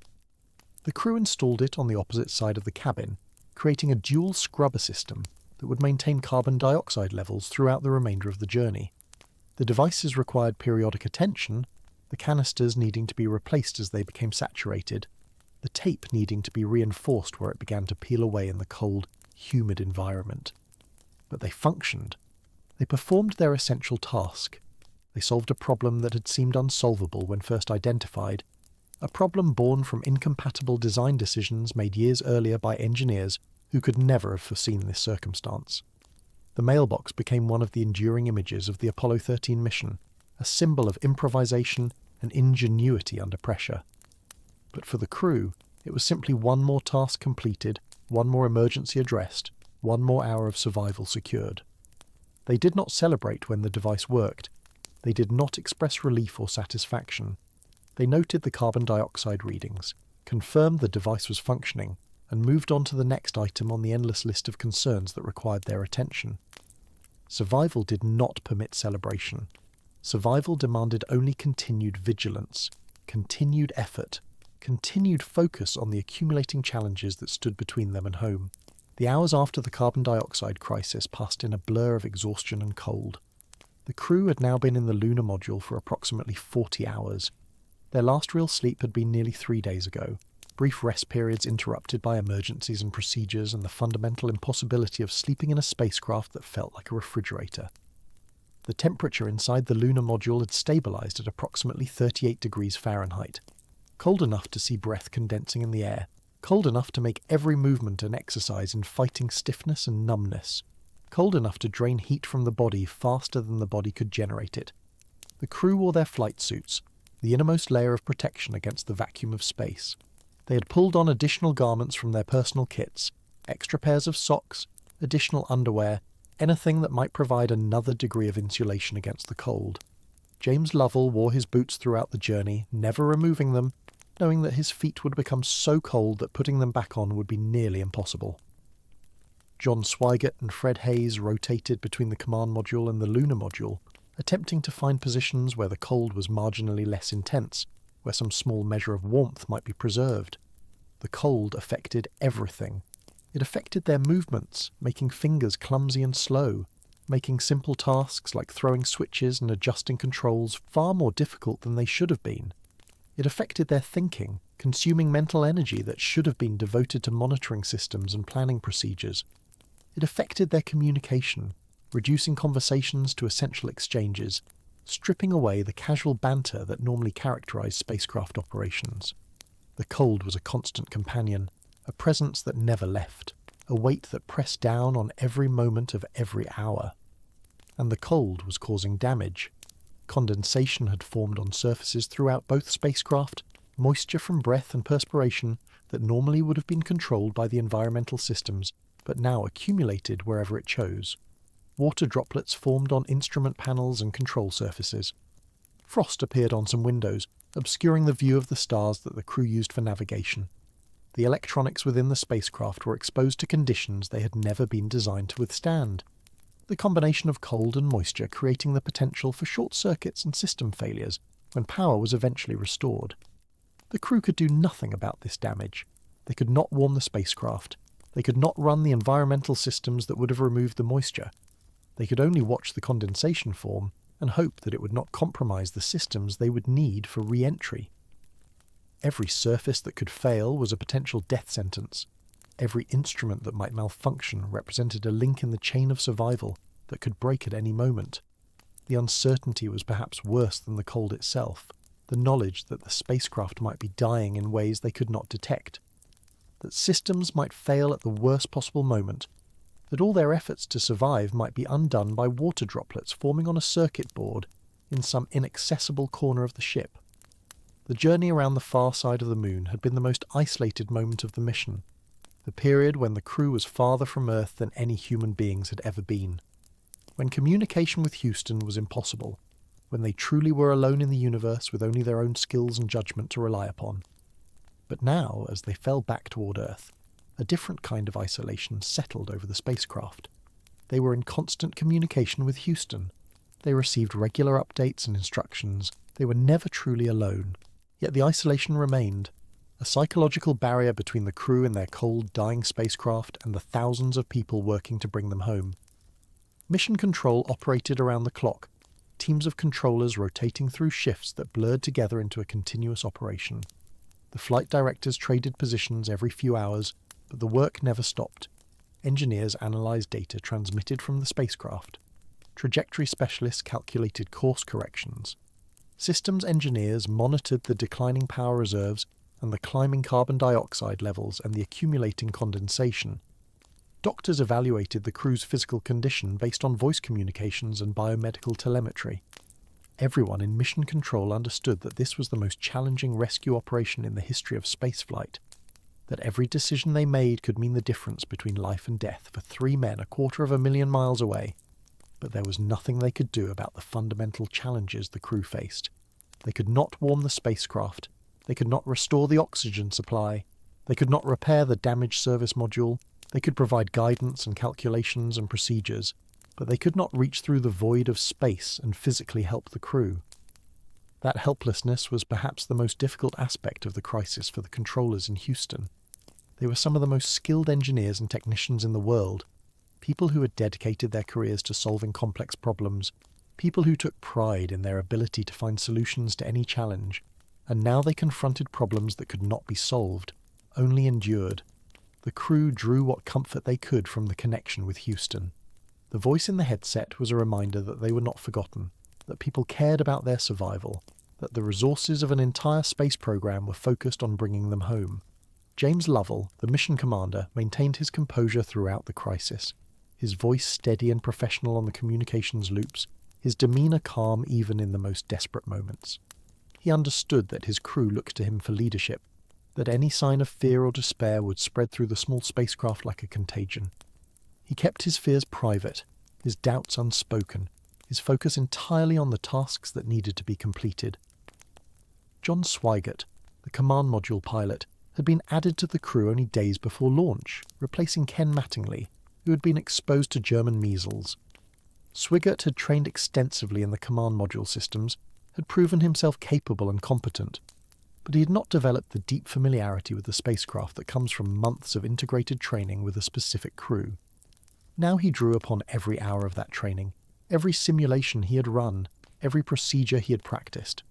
The command module was his responsibility, and it would need to function perfectly for re-entry. He spent hours in the cold, powered-down spacecraft, protecting its systems, monitoring its condition, preparing for the moment when it would be awakened for the final approach to Earth. Fred Hayes, the lunar module pilot, had been assigned to Apollo 13 as part of his preparation for a future lunar landing mission. He knew the lunar module intimately, understood its systems and capabilities, had trained for the descent to the moon's surface that would now never happen. That knowledge proved invaluable when the lunar module became the crew's lifeboat, when every resource of that spacecraft had to be marshalled for survival.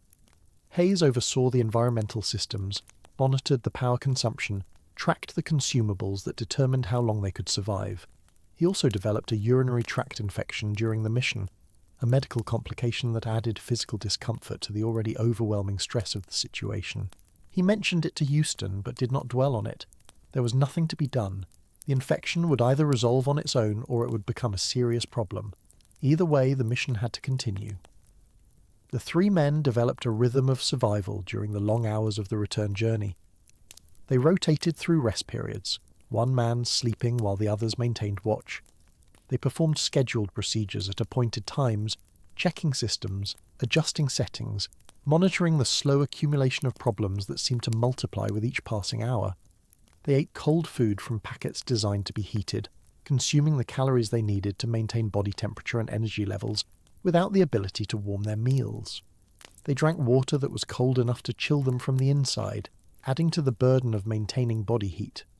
They urinated into collection bags rather than using the spacecraft's waste management systems, which had been deactivated to conserve power. Every action required deliberation. Every movement consumed energy that was in short supply. Every decision had to be weighed against the imperative of conservation, the need to preserve power and water and oxygen for the critical hours ahead. The crew became misers of resources, hoarding every watt of electricity, every ounce of water, every breath of oxygen as if their lives depended on it, because their lives did depend on it. The margins had never been comfortable, and they grew narrower with each passing hour. The spacecraft was dying, and the crew could feel it. Systems that should have responded instantly responded sluggishly or not at all. Instruments that should have provided clear readings gave erratic or questionable data. The familiar hum of equipment that had been the constant soundtrack of spaceflight was gone, replaced by an eerie silence broken only by the occasional click of a relay or the sound of their own breathing. The ship that had been their home, their protection, their connection to everything human, was becoming a cold shell, a tomb in the making unless they could coax it back to life when the time came. And through it all, the Earth grew larger in the windows. The blue and white marble that was the destination of their desperate journey expanded with each passing hour, its features becoming more distinct, its continents visible through the swirling patterns of cloud cover. The crew looked at that image and saw home. They saw the place where warmth existed, where food could be eaten hot, where beds could be slept in, where family and friends waited with increasing anxiety for news of their fate. The Earth became the focus of everything, the goal that made every hardship worthwhile, the prize that justified every sacrifice. But between them and that blue marble lay the most dangerous hours of the entire mission. The spacecraft would have to be reconfigured for re-entry. Systems that had been dormant for days would have to be reactivated. Procedures that had never been tested would have to be executed perfectly. The command module would have to separate from the lunar module that had kept them alive, casting off their lifeboat to burn up in the atmosphere. The heat shield would have to function, a protective barrier that had been exposed to the same cold and condensation that had damaged everything else. And the parachutes would have to deploy, 3 canopies that had to open in perfect sequence to slow the spacecraft from thousands of miles per hour to a gentle splashdown in the Pacific Ocean. Any of these steps could fail. Any of these systems could have been compromised by the cold, the moisture, the sheer trauma of the explosion and its aftermath. The crew would not know if they had succeeded until they were safely floating in the Pacific, until recovery helicopters were hovering overhead, until they felt solid ground beneath their feet for the first time in nearly a week. Until that moment, survival remained uncertain. Until that moment, every breath was a small victory against the odds that had been stacked against them since the moment the oxygen tank exploded. The final day of the return journey began with preparations for the most complex series of procedures the crew had ever attempted. The timeline had been developed by hundreds of engineers working around the clock, every step calculated, every contingency considered, every possible failure mode analysed and addressed. The crew would have to activate the command module, transfer data from the lunar module's guidance computer, jettison the service module, and prepare for re-entry, all while operating on almost no sleep, with bodies weakened by cold and dehydration, with systems that might or might not function when called upon. The procedures began with the command module activation. John Swigert floated into the cold, dark spacecraft that had been their home for the outbound journey. the vessel that was designed to bring them through the fires of re-entry. Condensation covered every surface. The instrument panels were wet with moisture that had accumulated over more than 2 days of dormancy. The temperature inside the command module was not significantly warmer than the lunar module, perhaps a few degrees at most, certainly cold enough to affect the performance of electronic systems. Swigert began the activation sequence, powering up systems one by one, checking each carefully before moving to the next. The power consumption had to be carefully managed. The command module's batteries were fully charged, having been preserved throughout the crisis for exactly this purpose. But those batteries had to last through re-entry and splashdown, had to provide power for guidance and control and communications until the spacecraft was safely in the water. There was no margin for waste. Every system that was activated drew down the reserves that might be needed for an emergency. Swigert balanced the need for functional systems against the need for power conservation, activating only what was essential, leaving dormant anything that could remain dormant. One by one, the systems came online. The guidance computer initialized, accepting the alignment data that had been carefully maintained in the lunar module. The control systems responded to commands, thrusters firing in short bursts to confirm that they were operational. The communication systems connected with Houston. The voice link that had been maintained through the lunar module now transferred to the command module for the final hours of the mission. The heat shield could not be tested. The parachutes could not be tested. These systems would either work or they would not, their function revealed only in the moments when they were needed. And then came the moment the crew had dreaded. The service module, the cylindrical section that had housed the oxygen tanks and fuel cells, the module where the explosion had occurred, had to be jettisoned. It had remained attached throughout the journey home, its mass accounted for in the trajectory calculations, its damaged systems unused and unknown. But before re-entry, it had to be cast off. The command module could not enter the atmosphere with the service module attached. The shape would be wrong, the heat shield would be compromised, the whole system would fail catastrophically. The separation occurred at approximately 138 hours into the mission, approximately 4 hours before the scheduled entry into Earth's atmosphere. The explosive bolts fired, severing the connection between the two modules. The service module drifted away slowly, tumbling as it separated, exposing for the first time the side that had been hidden since the explosion. The crew looked out the windows at the departing module, curious to see the damage that had nearly killed them, hoping that the visual inspection might provide some understanding of what had happened. What they saw shocked them. An entire panel of the service module was missing. The explosion had torn away a section of the outer hull nearly 10 feet long, exposing the interior to the vacuum of space. The damage was catastrophic, far worse than anyone had imagined, a wound in the side of the spacecraft that explained everything about the crisis they had endured.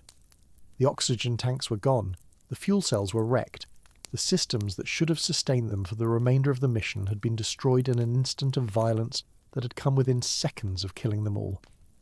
James Lovell described the damage to Houston in calm, measured tones that belied the impact of what he was seeing. One whole side of the spacecraft was blown out, he reported. The high-gain antenna was gone. The damage extended from one end of the module to the other, a testament to the power of the explosion that had occurred in what should have been one of the safest systems on the spacecraft. Houston received the report with the same calm professionalism that had characterized the entire mission. The engineers analyzed the description, compared it to their predictions, and confirmed what the crew had suspected. The damage was consistent with a catastrophic failure of oxygen tank number 2, the tank that had been stirred moments before the explosion. The investigation would come later, the detailed analysis of what had gone wrong and why. For now, all that mattered was that the command module had survived, that the heat shield appeared intact, that nothing visible suggested the re-entry would fail. The service module drifted away into space, tumbling slowly, catching the sunlight as it rotated, a monument to the disaster that had transformed the mission. The crew watched it go, this piece of their spacecraft that had nearly become their coffin, and then turned their attention back to the tasks ahead. There was no time for reflection. There was no time for anything but the next procedure, the next system check, the next step in the countdown to re-entry. The lunar module was next. The faithful lifeboat that had sustained them for nearly 4 days, the spacecraft that had never been designed for this role but had performed it flawlessly, had to be cast off before re-entry. The command module could not survive atmospheric entry with the lunar module attached. The aerodynamics would be wrong. The heat shield would be compromised, the whole system would fail. The lunar module had to go, carrying with it all the improvised solutions and desperate adaptations that had kept the crew alive. The separation occurred approximately 1 hour before entry, the explosive bolts firing to sever the connection between the two spacecraft. The lunar module drifted away, its distinctive shape growing smaller in the windows, its mission complete. It would follow them into the atmosphere, but it would not survive. The lunar module had no heat shield. It would burn up in the fires of re-entry, consumed by the very atmosphere it was delivering the crew to enter. There would be no remains, no wreckage, nothing but ionized gas dissipating in the upper atmosphere. The lifeboat would give its existence so that the crew might live. The crew did not mourn the lunar module. They did not have the emotional capacity for mourning in that moment. They acknowledged its service with the simple notation in the flight log, with the brief comment to Houston that the separation had occurred successfully. And then they focused on what came next, on the final hours of the mission, on the re-entry that would determine whether everything they had endured had been worthwhile. The command module fell toward Earth, its trajectory carefully calculated to enter the atmosphere at exactly the right angle. Too steep, and the deceleration would be too violent, the heat shield would be overwhelmed, the crew would be killed by the forces of re-entry. Too shallow, and the spacecraft would skip off the atmosphere like a stone across water, bouncing back into space with insufficient fuel to attempt another entry. The corridor was narrow, a few degrees of angle separating life from death, and the crew had to trust that their calculations were correct, that the course corrections they had made would deliver them safely through that narrow window. The final hours passed in focused preparation. The crew strapped into their couches, the acceleration seats that would absorb the forces of re-entry. They verified systems one final time, checking and rechecking the instruments that would guide them through the atmosphere. They waited, watching the Earth fill more and more of the windows, feeling the first faint vibrations as the spacecraft encountered the outermost layers of the atmosphere. And then they fell silent, focusing entirely on the task ahead, on the survival that was still not assured, on the homecoming that might or might not happen. The re-entry blackout began at approximately 142 hours and 40 minutes into the mission. The spacecraft plunged into the atmosphere at nearly 25,000 miles per hour, compressing the air ahead of it, generating temperatures that exceeded 4,000 degrees Fahrenheit. A plasma sheath formed around the command module, a cocoon of ionized gas that blocked all radio communication. Houston called to the spacecraft and received no response. The controllers waited, watching their screens, counting the seconds, hoping that the silence was caused by the expected blackout and not by catastrophic failure. The blackout was supposed to last approximately 3 minutes and 10 seconds. 3 minutes and 10 seconds of silence while the spacecraft punched through the atmosphere, slowing from orbital velocity to subsonic speed. 3 minutes and 10 seconds while the heat shield absorbed the tremendous energy of re-entry, protecting the crew from the inferno that surrounded them. 3 minutes and 10 seconds while everyone on Earth held their breath, waiting for the voice that would confirm survival, or the continued silence that would confirm the worst. The seconds ticked by. 3 minutes passed. 3 minutes and 10 seconds passed. Still silence. 3.5 minutes. No response. The controllers in Houston began to feel the first stirrings of dread, the fear that had been suppressed throughout the mission beginning to surface as the blackout extended beyond its expected duration. 4 minutes. Still nothing. The communications officer called repeatedly, his voice steady despite the growing tension. Apollo 13, Houston. Do you read? Silence. 4 minutes and 15 seconds. The silence stretched like a held breath across mission control, across the viewing rooms where families waited, across the networks broadcasting to a watching world. Every controller sat motionless at their console, headsets pressed tight, straining to hear any fragment of signal through the static. The flight surgeon monitored his own heartbeat and found it racing. The public affairs officer had stopped his running commentary. There was nothing to say. Either the crew would respond or they would not, and no words could change that outcome. 4 minutes and 20 seconds.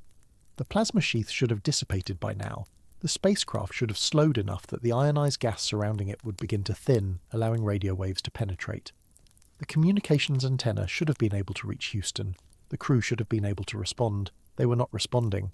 The mathematics were unforgiving. The blackout duration depended on the entry angle, the velocity, the atmospheric density, the spacecraft's attitude. A steeper entry angle meant more deceleration, which meant the plasma sheath would form and dissipate faster. A shallower angle meant a more gradual entry, a longer blackout. The controllers had calculated the expected blackout based on their best estimates of the trajectory, but they knew their estimates carried uncertainty. They knew the spacecraft's path had been determined by a series of improvised maneuvers using an engine never designed for the job, guided by stars sighted through a window fogged by debris. They knew that small errors could accumulate, that the actual trajectory might differ from the calculated trajectory by margins that could extend the blackout, or, worse, indicate a trajectory that would not result in successful re-entry at all. 4 minutes and 30 seconds. Joe Kerwin, the capsule communicator, keyed his microphone again. His voice remained calm, professionally steady, revealing nothing of the tension that gripped everyone in the room. Odyssey, Houston standing by. The words disappeared into static. No response came back. The families waiting in the viewing area sat in terrible stillness. Marilyn Lovell had endured 4 days of uncertainty, 4 days of not knowing whether her husband would return, 4 days of keeping faith in front of her children while confronting the very real possibility of widowhood in private moments. Now she sat watching a clock and a speaker, waiting for a voice, any voice, that would tell her the ending of this story. Mary Hayes sat beside her, holding her hand, both women united by circumstances no one had chosen.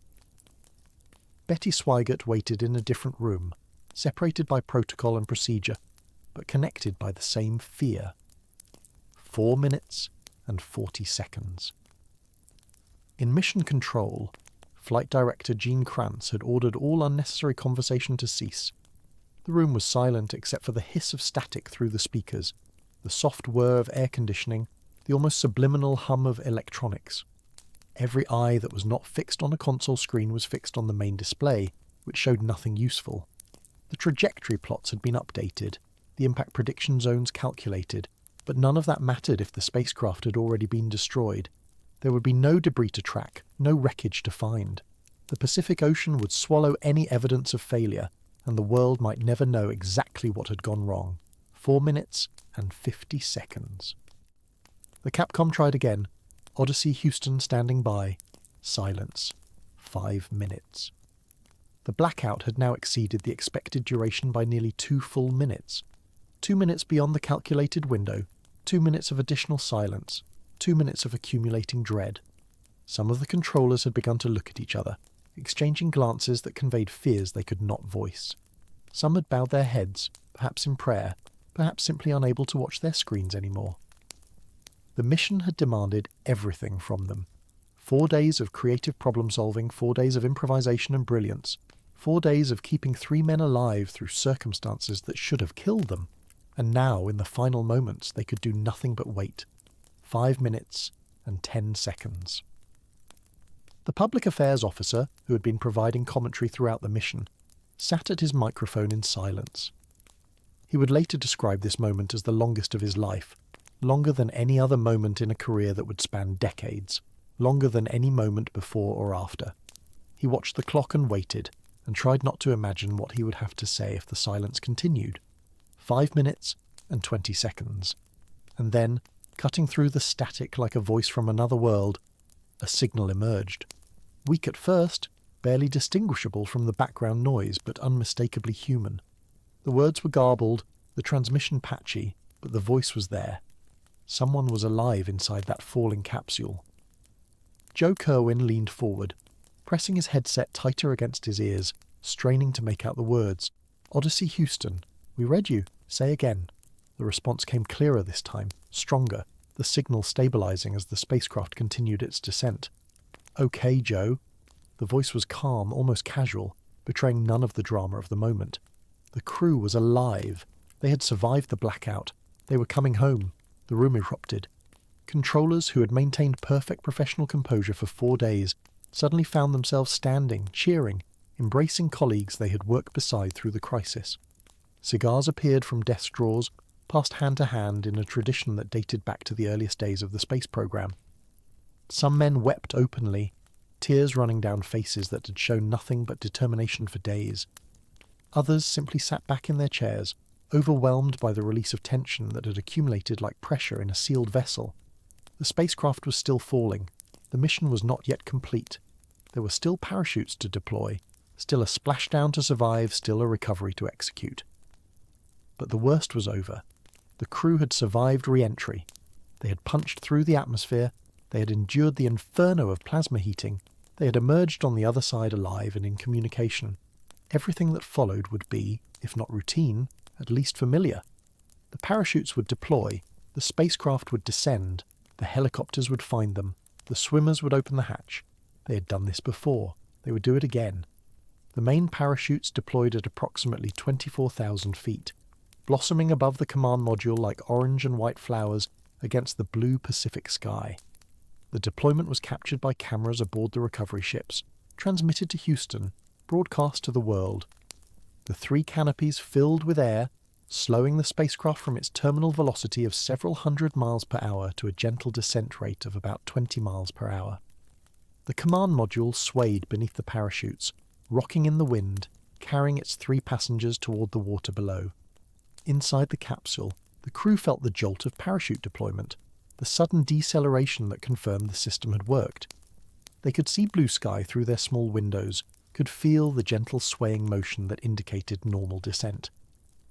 After 4 days of constant crisis, of one emergency following another, of improvisation and desperation and exhaustion, they were falling gently toward an ocean where ships waited to receive them. The contrast between the violence of the past days and the peaceful descent of these final minutes must have felt surreal, dreamlike, almost impossible to process. The spacecraft splashed down at 142 hours, 54 minutes, and 41 seconds mission elapsed time in the South Pacific Ocean, approximately 4 miles from the recovery ship USS Iwo Jima. The impact was gentle by spacecraft standards, a sharp jolt followed by the sensation of floating, the command module bobbing in the swells like a cork. The crew remained inside following recovery procedures, waiting for the helicopters to arrive, waiting for the swimmers to attach the flotation collar, waiting for the hatch to open and the fresh air to enter.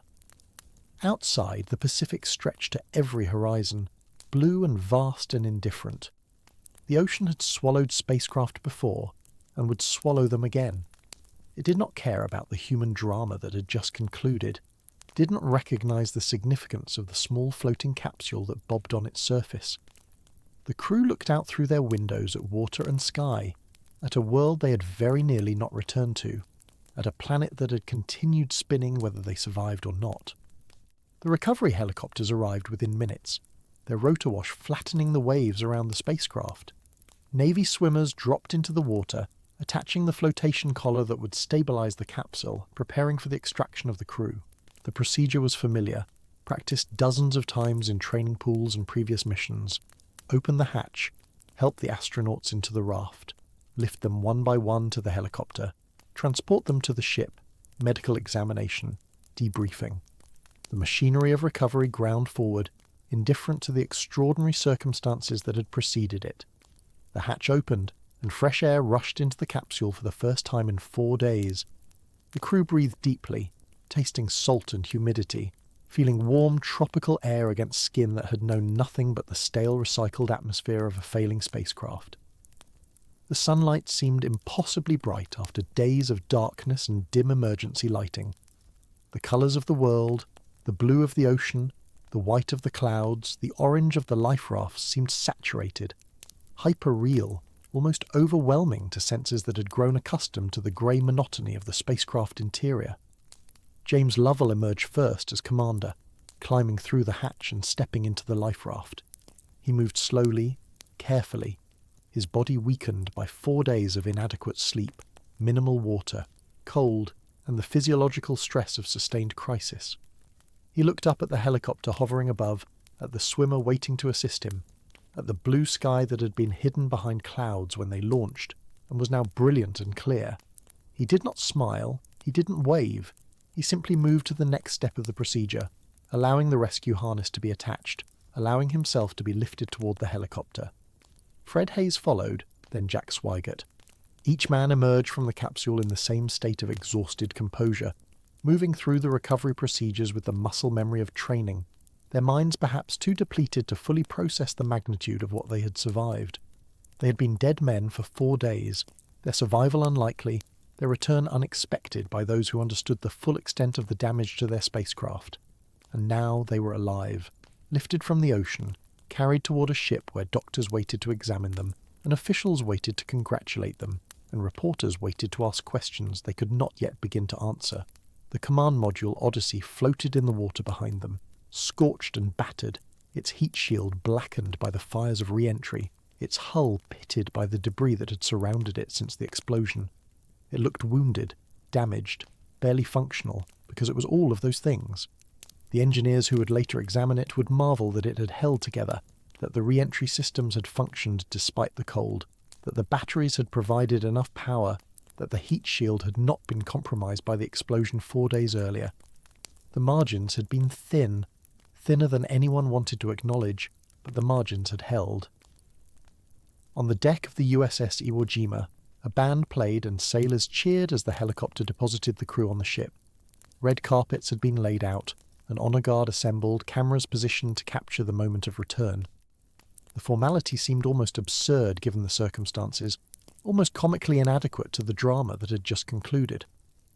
3 men who had been freezing and dehydrated and exhausted an hour earlier now walked across red carpet while a military band played and flashbulbs popped.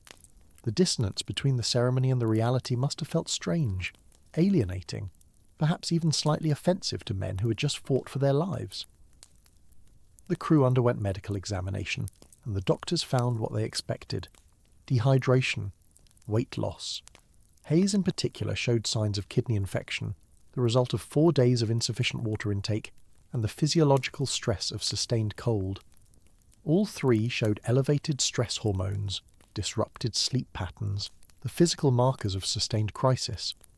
But they were alive. They were intact. They would recover.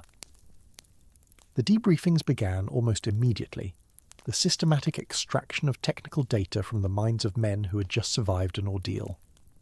What happened when the tank exploded? What did you see? What did you hear? What systems failed? What systems remained functional? How did the lunar module perform as a lifeboat? How did the crew adapt to the cold? Every detail mattered. Every observation would inform future designs, future procedures, future missions. The crew answered questions for hours, for days, for weeks, their memories mined for every fragment of useful information. The investigation into the explosion would continue for months, piecing together the chain of failures that had nearly killed the crew. The oxygen tank that exploded, tank number 2, had been damaged during ground testing years before the mission. A heater inside the tank, designed to boil off liquid oxygen for sampling, had been modified at some point in its manufacturing history. The original heater had been designed for 28 volts, but the command module had been upgraded to use 65-volt electrical systems. The heater had not been upgraded to match. When ground crews ran the heater during pre-launch testing, attempting to boil off oxygen that had been loaded for another test, the higher voltage caused the thermostat to weld shut. The heater continued running far beyond its intended duration, reaching temperatures that damaged the Teflon insulation on the wiring inside the tank. Nobody knew about the damage. The tank appeared to function normally during subsequent tests. It was loaded onto the spacecraft, filled with liquid oxygen, launched into space. For 55 hours it functioned perfectly, and then Jack Swigert activated a switch to stir the contents of the tank, a routine procedure that had been performed hundreds of times on previous missions. The stirring mechanism activated, the damaged wiring sparked, the spark ignited the Teflon insulation in the pure oxygen environment, and the tank exploded. The explosion itself was violent but contained. The oxygen tank ruptured, releasing its contents into the service module bay. The escaping oxygen knocked loose a panel, exposing the bay to space. The shockwave damaged other systems, rupturing oxygen tank number 1, damaging fuel cells, compromising the service module's ability to support the spacecraft. Within minutes, the command module was dying. Within hours, it would be dead. The crew had no choice but to abandon it for the lunar module. No choice but to improvise a survival plan that had never been contemplated. no choice but to rely on equipment never designed for the role it would be asked to play. The investigation concluded that the accident had been caused by a series of small failures, each one minor on its own, each one survivable in isolation, but which combined to create a cascading disaster. The modified heater was a mistake. The failure to update the voltage specification was a mistake. The failure to notice the thermostat welding was a mistake. The failure to inspect the tank after the overheating was a mistake. Each mistake was understandable, each one made by competent people following reasonable procedures. But mistakes accumulate. Systems interact in unexpected ways. Complexity breeds failure modes that no one can anticipate. The lessons learned from Apollo 13 would reshape the space program. Oxygen tanks were redesigned, their internal wiring replaced with more fire-resistant materials. Procedures for ground testing were modified to prevent the conditions that had damaged the tank. Backup systems were added, redundancy increased, failure modes analysed with renewed rigour. The assumption that spacecraft systems would simply work was replaced by a more cautious assumption that any system might fail at any time, and crews needed the tools and training to respond. But beyond the technical lessons, Apollo 13 taught something about human resilience, about the capacity of trained people to adapt when plans collapse. The mission had been designed around certain assumptions that proved false within hours of leaving Earth orbit. Everything the crew had trained for, the lunar landing, the surface exploration, the sample collection, became irrelevant in an instant. They had to forget those plans and improvise new ones, had to use equipment in ways it was never intended to be used, had to solve problems that had never been solved before. And they succeeded. Not through heroism in the dramatic sense, not through bold action or spectacular courage, but through discipline, through methodical problem-solving, through the systematic application of training and knowledge to circumstances no one had anticipated. The crew remained calm because their training had prepared them to remain calm. They solved problems because their training had prepared them to solve problems. They survived because they trusted their training, trusted their colleagues in Houston, trusted the systems that had been designed with care and redundancy. The silence of the mission, the hours and days of quiet work in a freezing spacecraft, revealed something essential about survival in space. It was not about drama or excitement or the kind of courage that makes for good storytelling. It was about patience. It was about endurance. It was about the willingness to continue performing routine tasks under extraordinary pressure, to keep checking systems and monitoring readouts and making small adjustments even when exhaustion and cold made every movement difficult. The crew survived because they kept working, kept focusing on the next task, kept refusing to be overwhelmed by the magnitude of their situation. In the weeks and months that followed splashdown, the story of Apollo 13 would be told and retold, shaped into narratives that emphasized different aspects of the experience. The media would focus on the drama, on the explosion and the race against time. Engineers would focus on the technical challenges, on the clever solutions and the narrow margins. Managers would focus on organizational lessons, on communication and decision-making under pressure. Each perspective captured something true, but none captured everything. What the narratives often missed was the boredom, the long hours of waiting, the stretches of time when nothing happened except the slow passage of minutes, and the gradual accumulation of cold. The crew spent more time being cold and tired than they spent being heroic. They spent more time monitoring systems than they spent solving dramatic problems. The mission was not a continuous crisis. It was a sustained endurance test punctuated by moments of acute emergency, and the survival came not from responding to the emergencies, but from persisting through the monotony. The astronauts returned to a world that wanted to celebrate them, to honour their survival, to turn them into symbols of human resilience and American capability. They participated in parades and ceremonies, gave speeches and interviews, accepted awards and commendations. The public narrative solidified around certain images: the explosion, the lifeboat transfer, the carbon dioxide crisis, the re-entry. These were the moments that could be dramatised, the moments that made for good television and compelling storytelling. But the crew knew something the public narratives never quite captured. They knew how quiet the spacecraft had been in those final days, how still the air, how cold the walls. They knew the sound of their own breathing in the darkness, the sensation of shivering inside a sleeping bag that could not keep them warm, the taste of inadequate water and minimal food.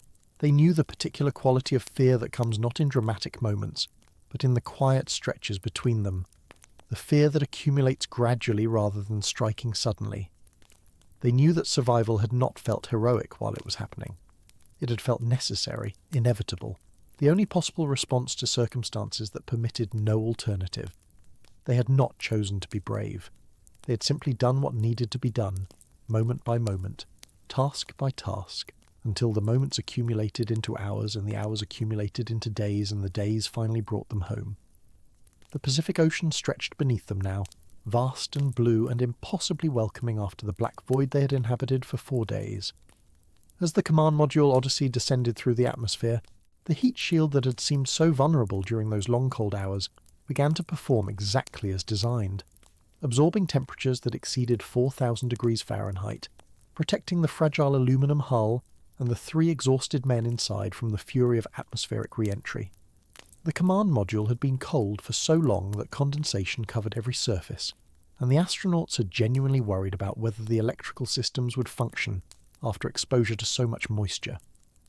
They had powered up Odyssey, knowing that if the systems failed, if the condensation had shorted critical circuits, if the cold had damaged components beyond recovery, there would be no second chance.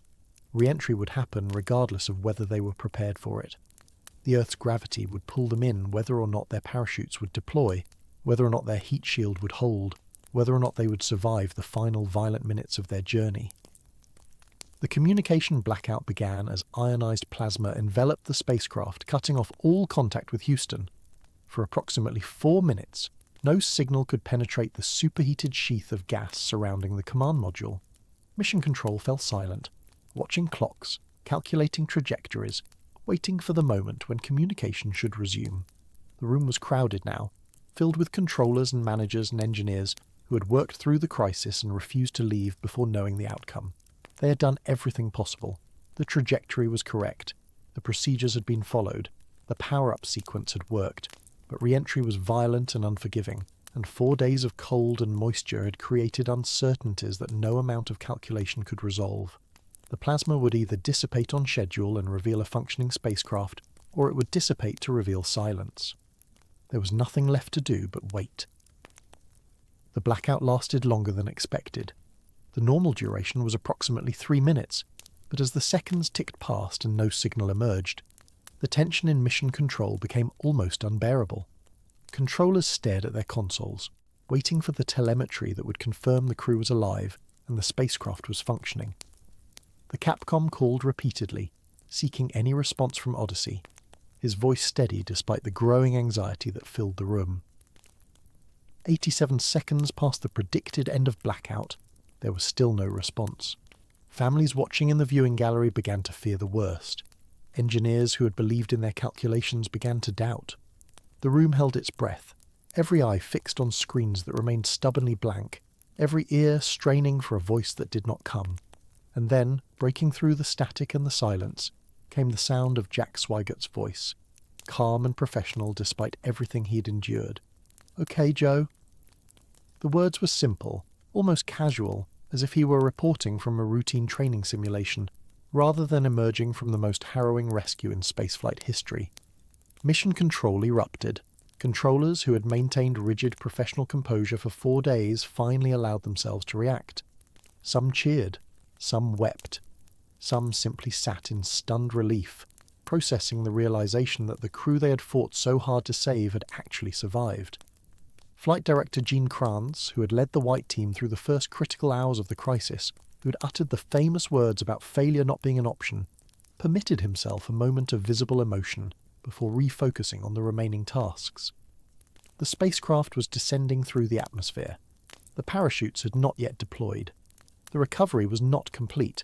The drogue chutes deployed first, small parachutes designed to stabilize the command module and slow its descent enough for the main chutes to deploy safely. Then the 3 massive main parachutes blossomed above the spacecraft, each one 83 feet in diameter, creating enough drag to slow the command module to a survivable landing velocity.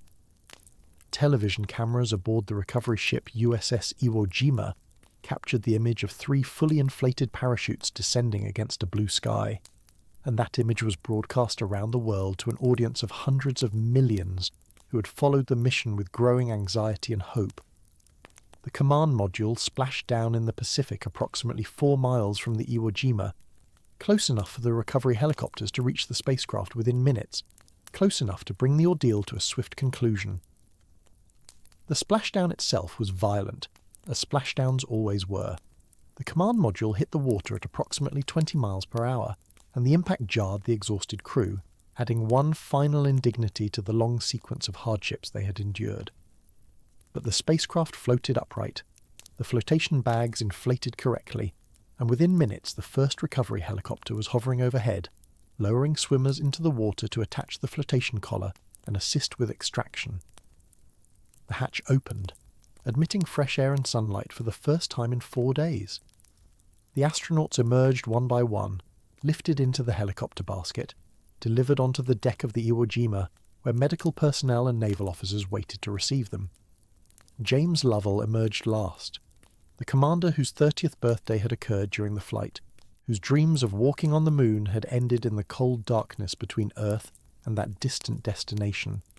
He had been closer to the moon than almost any human being would ever be, had watched it pass beneath his spacecraft during the critical engine burn that sent them home, had seen its surface in extraordinary detail through windows that he had hoped would frame a landing site. Instead, he had watched it recede, shrinking in the windows as Aquarius carried him away from everything he had trained for, everything he had hoped to accomplish. The moon was still there, still waiting, still holding the secrets that Apollo had been designed to unlock. But Lovell would never walk on its surface. He had traded that dream for survival, and watching him step onto the deck of the recovery ship, it was impossible to know whether he considered the trade fair. The crew was cold, exhausted, dehydrated, and malnourished. Fred Hayes had developed a kidney infection from inadequate water intake, and would require medical treatment in the days following recovery. All 3 astronauts had lost significant body weight during the mission. Their bodies bore the marks of 4 days in conditions that would have been challenging for healthy people with adequate resources, and which had been nearly unbearable for men working around the clock to save their own lives. But they were alive. They were home. They had survived circumstances that should have killed them, navigated challenges that should have overwhelmed them, endured conditions that should have broken them. Medical examinations would confirm that they were fundamentally healthy despite their ordeal, that the cold and the dehydration and the stress had not caused permanent damage. They would recover fully, return to their families, resume their lives in a world that had been transformed by their experience. The immediate aftermath of splashdown was a blur of medical examinations, debriefings, and emotional reunions.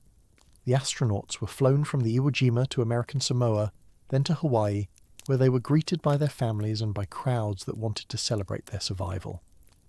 The welcome was warmer than anyone had expected, as if the near disaster had somehow made the mission more meaningful rather than less. Apollo 11 had been a triumph, a moment of national glory that fulfilled a presidential promise and demonstrated American technological supremacy. But Apollo 13 was something different. Apollo 13 was a story about human beings in peril, about ordinary men facing extraordinary circumstances, about the thin margin between survival and catastrophe. The public had watched the crisis unfold in real time, had felt the anxiety and the hope, had experienced the emotional arc of danger and rescue. The mission had failed in its primary objective, but it had succeeded in something perhaps more important. It had demonstrated that human beings could survive their own mistakes, could adapt to circumstances they had never anticipated, could find solutions to problems that seemed impossible. The mission that was supposed to be routine had become the most compelling story in the history of spaceflight, precisely because it had gone wrong. The investigation into the accident began almost immediately. Engineers and managers understood that before another Apollo mission could fly, they needed to know exactly what had happened, why it had happened, and how to prevent it from happening again. The oxygen tank that had exploded was never recovered, of course. It remained in the service module, which had been jettisoned before re-entry, and had burned up in the atmosphere, taking with it the physical evidence of the failure.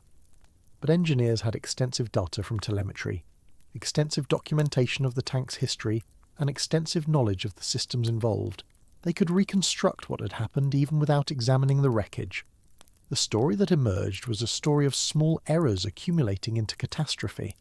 The oxygen tank that failed had originally been installed in the service module for Apollo 10, but had been removed for modification.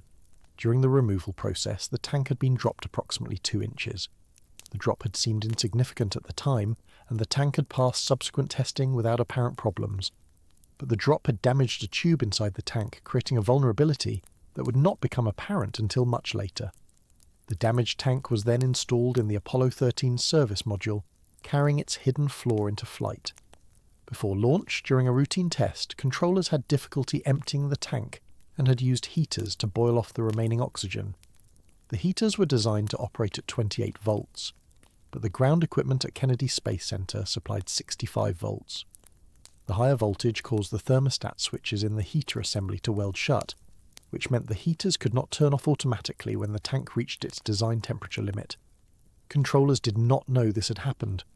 They continued the detanking procedure, and the heaters continued running, reaching temperatures that damaged the Teflon insulation on the wiring inside the tank. The tank was loaded onto the spacecraft with compromised insulation, a flaw that was completely invisible to inspection, completely undetectable by any test available at the time.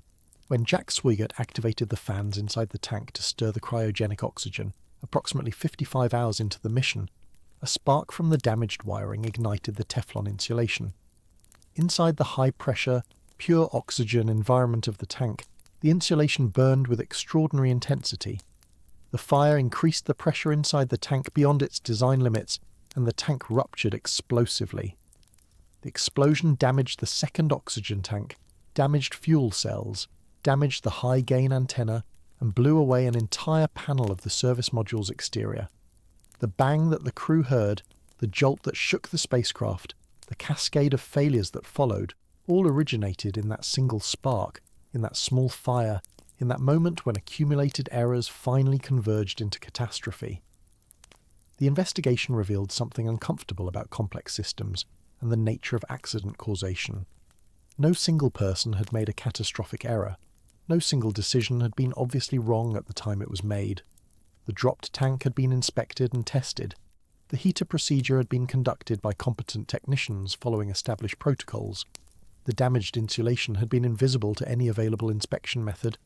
Each step in the causal chain had seemed reasonable in isolation. Only in retrospect, only when the entire sequence was assembled and analysed did the path to disaster become clear. The accident was not the result of negligence or incompetence. It was the result of a system so complex that small imperfections could propagate through multiple interfaces, accumulating and interacting until they produced consequences that no one had anticipated or imagined. NASA implemented numerous changes in response to the investigation findings. The oxygen tanks were redesigned with stainless steel conduits instead of Teflon insulation. The heater thermostats were modified to prevent welding. Additional emergency equipment was added to the command module, including supplementary water storage and independent batteries. Procedures were changed to reduce the risk of similar failures, and to provide better options for crew survival if failures occurred. The changes were extensive and expensive, but they were necessary. The space program could not continue if it could not learn from its mistakes, could not adapt to revealed vulnerabilities, could not demonstrate that safety was a genuine priority rather than a bureaucratic formality. The question that haunted many people in the aftermath was whether the mission had been worth the risk.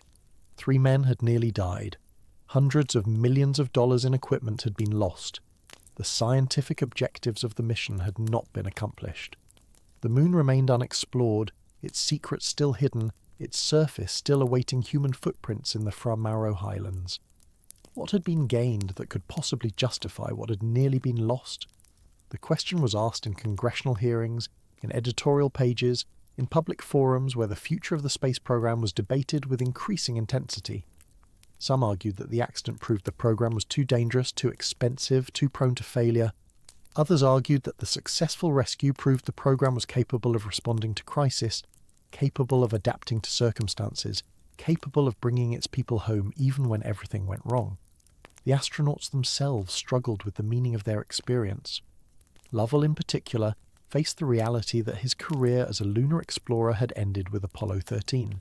He had been among the most experienced astronauts in the program, had flown 4 missions including the first lunar orbit on Apollo 8, had been selected to command a landing mission, and had come within hours of achieving that dream before circumstances ripped it away. He would never fly again after Apollo 13. The accident had not been his fault, but it had consumed his last realistic opportunity to walk on the moon. He accepted this with characteristic grace, speaking publicly about the mission, in terms that emphasized what had been learned rather than what had been lost. But the private cost of that acceptance was something only he could measure, and the loss of the lunar surface was something that no amount of public celebration could fully compensate. Fred Hayes had been scheduled to walk on the moon during Apollo 13, and like Lovell, he would never have another opportunity. He was assigned to command Apollo 19, but that mission was cancelled as NASA reduced the scope of the Apollo program. Later, he was assigned to approach and landing tests for the Space Shuttle, becoming one of the first pilots to fly the new vehicle in atmospheric tests. His career continued productively, but the moon remained forever out of reach, a destination he had approached closer than all but a handful of human beings and yet had never touched. Jack Swigert had been the last-minute replacement, the pilot who should never have been on the mission at all, who had been assigned only 72 hours before launch when Ken Mattingly was grounded due to measles exposure. In some ways, his experience was the most disorienting. He had not trained with Lovell and Hayes through the long months of mission preparation. He had been inserted into the crew at the last moment, had been forced to adapt to new colleagues and new procedures almost overnight, and had then been thrown into the most severe crisis in spaceflight history before he had fully settled into his role. The mission that should have been routine had become extraordinary, and Swigert had risen to every challenge, had performed with skill and composure that validated his selection and his training. He would later enter politics, being elected to Congress in 1982, though he would die of cancer before being sworn into office.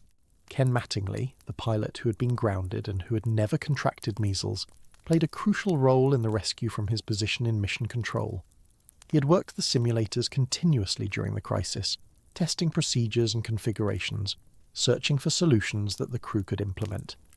His intimate knowledge of the command module, knowledge he had developed during months of mission preparation, proved invaluable during the emergency. He would later fly to the moon on Apollo 16, walking on the lunar surface and achieving the experience that had been denied to him on Apollo 13. In photographs from that mission, he appears focused and professional, a man completing a job he had trained to do. But one wonders whether some part of his mind remained with his original crewmates, with the mission that had gone wrong, with the crisis that had threatened to claim the lives of men he had trained with, and then been forced to watch from the ground. The Apollo program continued after Apollo 13, though its scope was progressively reduced. Apollo 14 launched in January 1971, carrying Alan Shepard to the Flamarrow Highlands that had been Apollo 13's destination. Shepard, who had been the first American in space a decade earlier, became the oldest person to walk on the moon at age 47. He famously smuggled a golf club head onto the lunar surface and hit 2 golf balls, creating one of the more memorable and frivolous moments in the history of lunar exploration. The scientific experiments were completed, the samples were collected, and the mission objectives were accomplished. The moon had waited, and humanity had returned to claim what Apollo 13 had been forced to leave behind. Apollo 15, 16 and 17 followed in 1971 and 1972, each mission more ambitious than the last, each landing site more challenging, each set of scientific experiments more sophisticated. The astronauts drove lunar rovers across the surface, travelled farther from their landing modules than previous missions had permitted, collected samples from diverse geological formations. The program accomplished extraordinary scientific achievements in its final missions, achievements that were sometimes overshadowed by the drama of earlier flights, but that represented the true fulfillment of Apollo's potential. And then, in December 1972, with the splashdown of Apollo 17, the program ended. The last astronauts left the moon, and no human being has returned in the half-century since. The legacy of Apollo 13 has proven remarkably durable, perhaps more durable than the legacy of any successful mission. People remember Apollo 11 because it was first. People remember Apollo 13 because it almost ended in disaster. The dramatic narrative of crisis and rescue, of improvisation and survival, captured public imagination in ways that scientific achievement never could.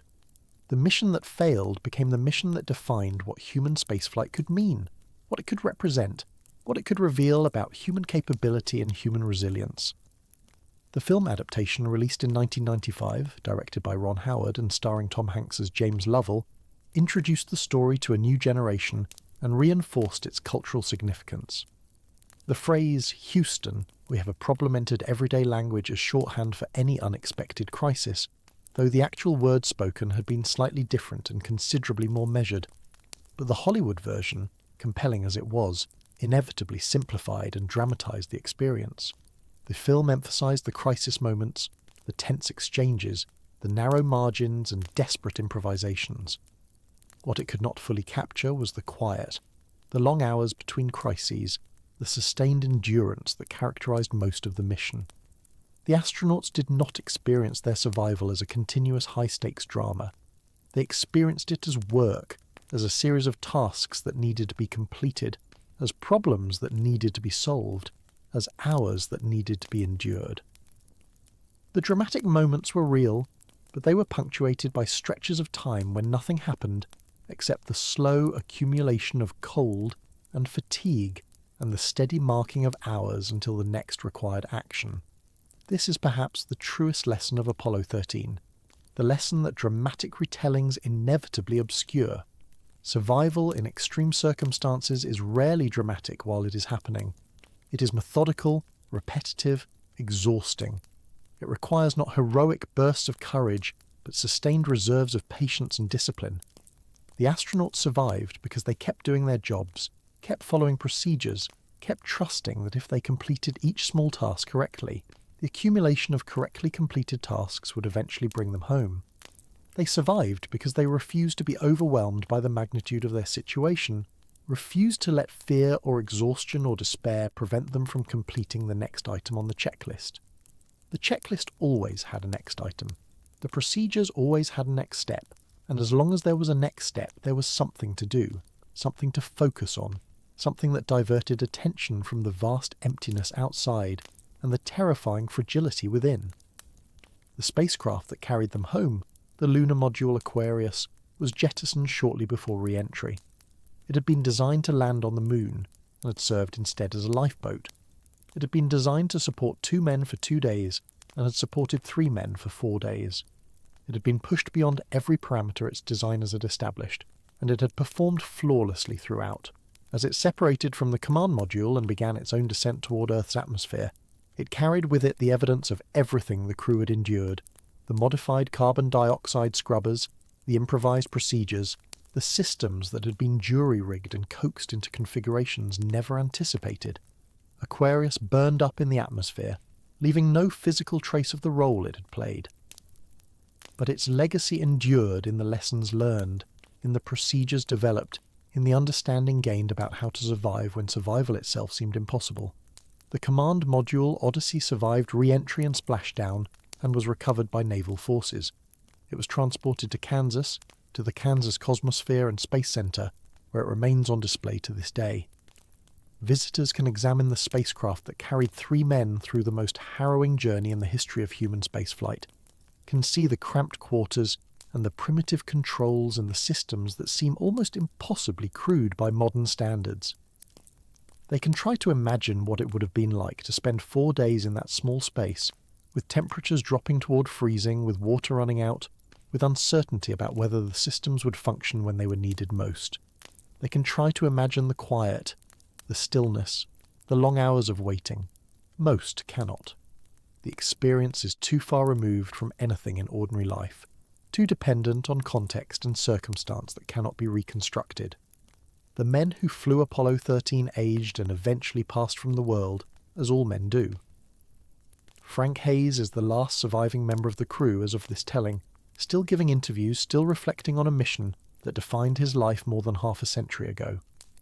The flight controllers who saved them have aged as well, many of them passing in recent years, taking with them their memories of 4 days that tested everything they knew and everything they were. The story has been told so many times, in so many forms, that it has acquired the quality of myth, the outlines familiar, the details sometimes blurred or embellished. But beneath the myth, beneath the dramatizations and the simplifications and the lessons that everyone claims to have learned, there remains the irreducible reality of what actually happened. 3 men in a damaged spacecraft, 4 days of uncertainty, a journey that should have been routine and became instead a testament to what human beings can endure when they have no choice but to endure. The silence of space, broken only by the steady hiss of the communication loop and the occasional crackle of a status report. The cold that crept into bones and refused to leave. The exhaustion that accumulated day after day, hour after hour, until even simple tasks required conscious effort. The fear that never entirely departed, that lurked beneath every completed checklist item, that whispered about all the ways the mission could still end in death. They came home. That simple fact, unremarkable in the context of routine spaceflight, remains extraordinary in the context of what Apollo 13 actually was. They came home because hundreds of people worked around the clock to bring them home. They came home because systems designed with redundancy held together just long enough. They came home because they maintained discipline and composure when panic would have been understandable and perhaps even forgivable. They came home because in the final analysis they refused to die quietly in the darkness between worlds. The moon still hangs in the night sky, visible to anyone who chooses to look up. Humans have not returned to its surface since 1972, though plans and promises have been made repeatedly in the decades since. The footprints left by Apollo astronauts remain undisturbed, preserved in the airless vacuum, waiting to be joined by new footprints from future explorers. The From Arrow Highlands that Apollo 13 was meant to explore were eventually visited by Apollo 14, and the science was eventually done, the samples eventually collected, the questions eventually answered. But there remains something haunting about what Apollo 13 did not accomplish, about the mission that should have been and never was. James Lovell came closer to the moon than almost any human being will ever come. He orbited it twice, once on Apollo 8 and once on Apollo 13. He saw its surface from altitudes measured in tens of miles. He could have reached out and touched it, or so it must have seemed in the moments when it filled his windows. And yet he never set foot upon it, never felt the lunar dust beneath his boots, never experienced the strange reality of standing on another world and looking back at Earth. The moon remained forever just beyond his reach, close enough to see in extraordinary detail, too far to touch. He returned to Earth instead, survived instead, lived a long life instead. Whether that was victory or defeat depends on how one measures such things. He was alive. He had not walked on the moon. Both facts were true, and both facts defined the rest of his existence. The story of Apollo 13 is not ultimately a story about technology or engineering or organizational competence, though all of those elements played crucial roles. It is not ultimately a story about NASA or the space race or the political context of lunar exploration, though all of those elements provide essential background. It is ultimately a story about human beings facing circumstances they did not choose and could not control, finding within themselves resources they did not know they possessed, and surviving through nothing more complicated than the refusal to give up. The spacecraft was damaged beyond any reasonable hope of recovery. The systems were failing in cascades that threatened to overwhelm any possible response.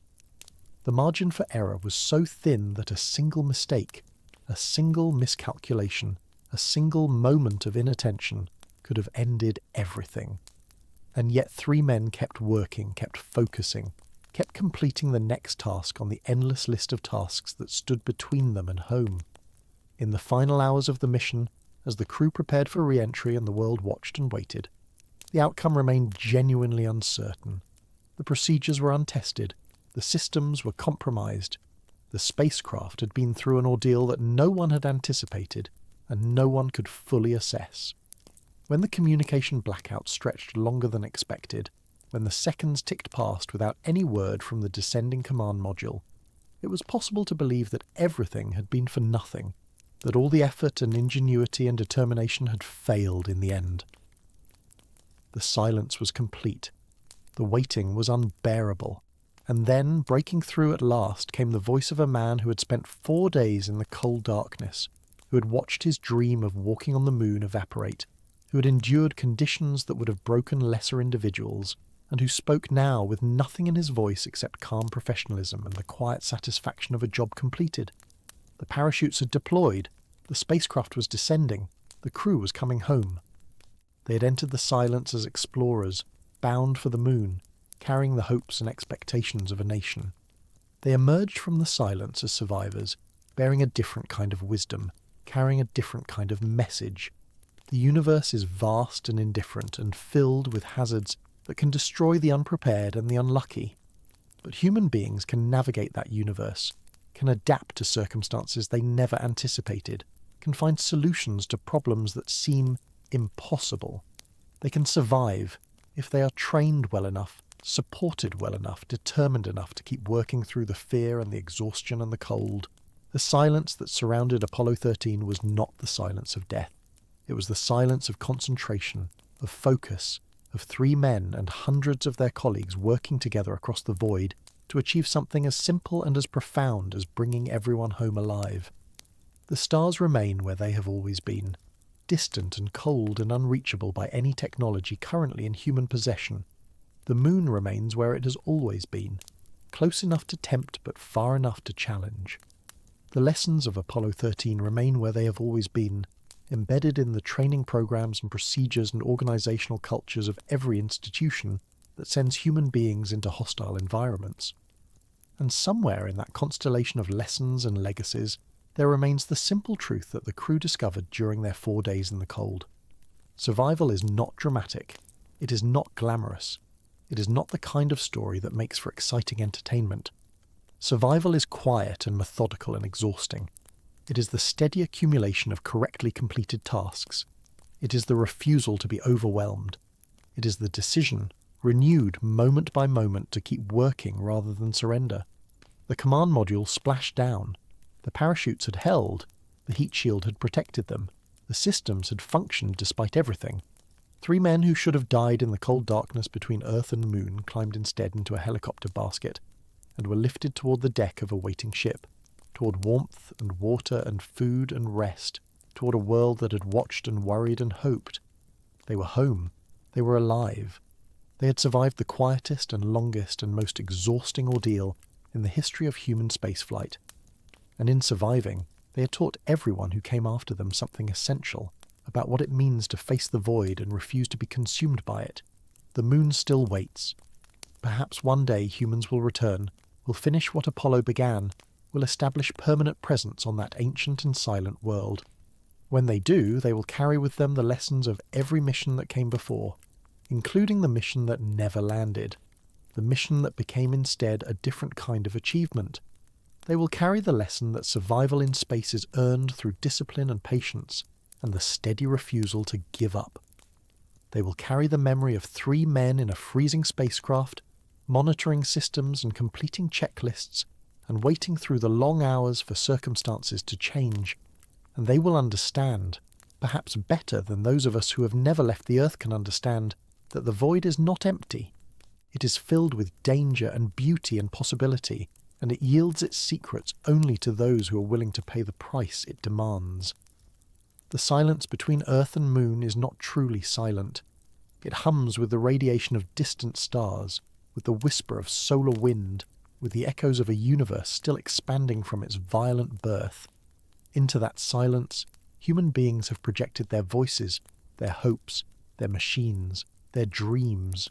Most of those projections have succeeded. A few have ended in tragedy, and one, a single mission that lasted 4 days and covered nearly 1 million miles, ended in something neither success nor tragedy but somewhere between. It ended in survival. It ended in 3 men coming home. That is the story of Apollo 13. Not the Hollywood version with its dramatic music and its compressed timeline and its heroic speeches. The real story, the quiet story, the story of exhaustion and cold and fear and the steady refusal to surrender. It is a story that resists dramatization because its essence is the absence of drama. The long stretches of routine work punctuated by occasional crisis, the unglamorous reality of survival in an environment that offers no second chances. The crew did not feel heroic while they were living through it. They felt tired and cold and scared. They felt the weight of responsibility and the pressure of uncertainty and the creeping awareness that everything could still go wrong at any moment. And they kept working anyway, kept focusing on the next task, kept trusting that if they did everything right, The accumulation of right decisions would eventually bring them home. It did. Against all odds, against all reasonable expectation, against the vast indifference of the universe that cares nothing for human hopes or human fears, 3 men came home from the cold. The silence that surrounded them finally broke, replaced by voices and celebrations and the sounds of a world welcoming its explorers back from the edge of oblivion. They had not walked on the moon. They had done something else, something perhaps equally important in its own way. They had demonstrated that human beings can survive the unsurvivable, can endure the unendurable, can find their way home from the darkness through nothing more remarkable than the stubborn refusal to let the darkness win. And that, in the end, is what Apollo 13 means. Not the explosion, or the rescue, or the clever engineering solutions, though all of those were real and important. What Apollo 13 means is that the void can be navigated, that the silence can be survived, that human determination and human ingenuity and human solidarity can triumph over circumstances that seem designed to destroy. It means that we are not helpless before the universe, not condemned to perish whenever our plans go wrong, not limited to the safety of our homeworld and the predictability of our daily routines.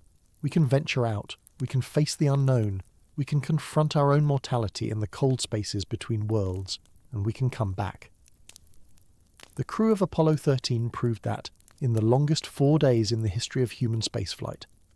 They proved it not through heroics, but through endurance, not through courage in any dramatic sense, but through the quiet determination to complete the next task, and the next, and the next, until all the tasks were done and the Pacific Ocean waited to receive them. They proved it for themselves, and for everyone who came after them, and for everyone who will ever venture into the void and wonder whether survival is possible when everything has gone wrong. The moon remains, the stars remain, the darkness between worlds remains, vast and cold and utterly indifferent to human ambition. But so does the lesson of Apollo 13, the lesson earned through 4 days of silence and cold and fear, the lesson that survival is always possible for those who refuse to stop working, who refuse to stop hoping, who refuse to stop believing that the next task, correctly completed, brings them 1 step closer to home. The universe does not care whether we live or die, but we care, and sometimes, if we are skilled enough and supported enough and determined enough, that caring is sufficient, that caring brings us home.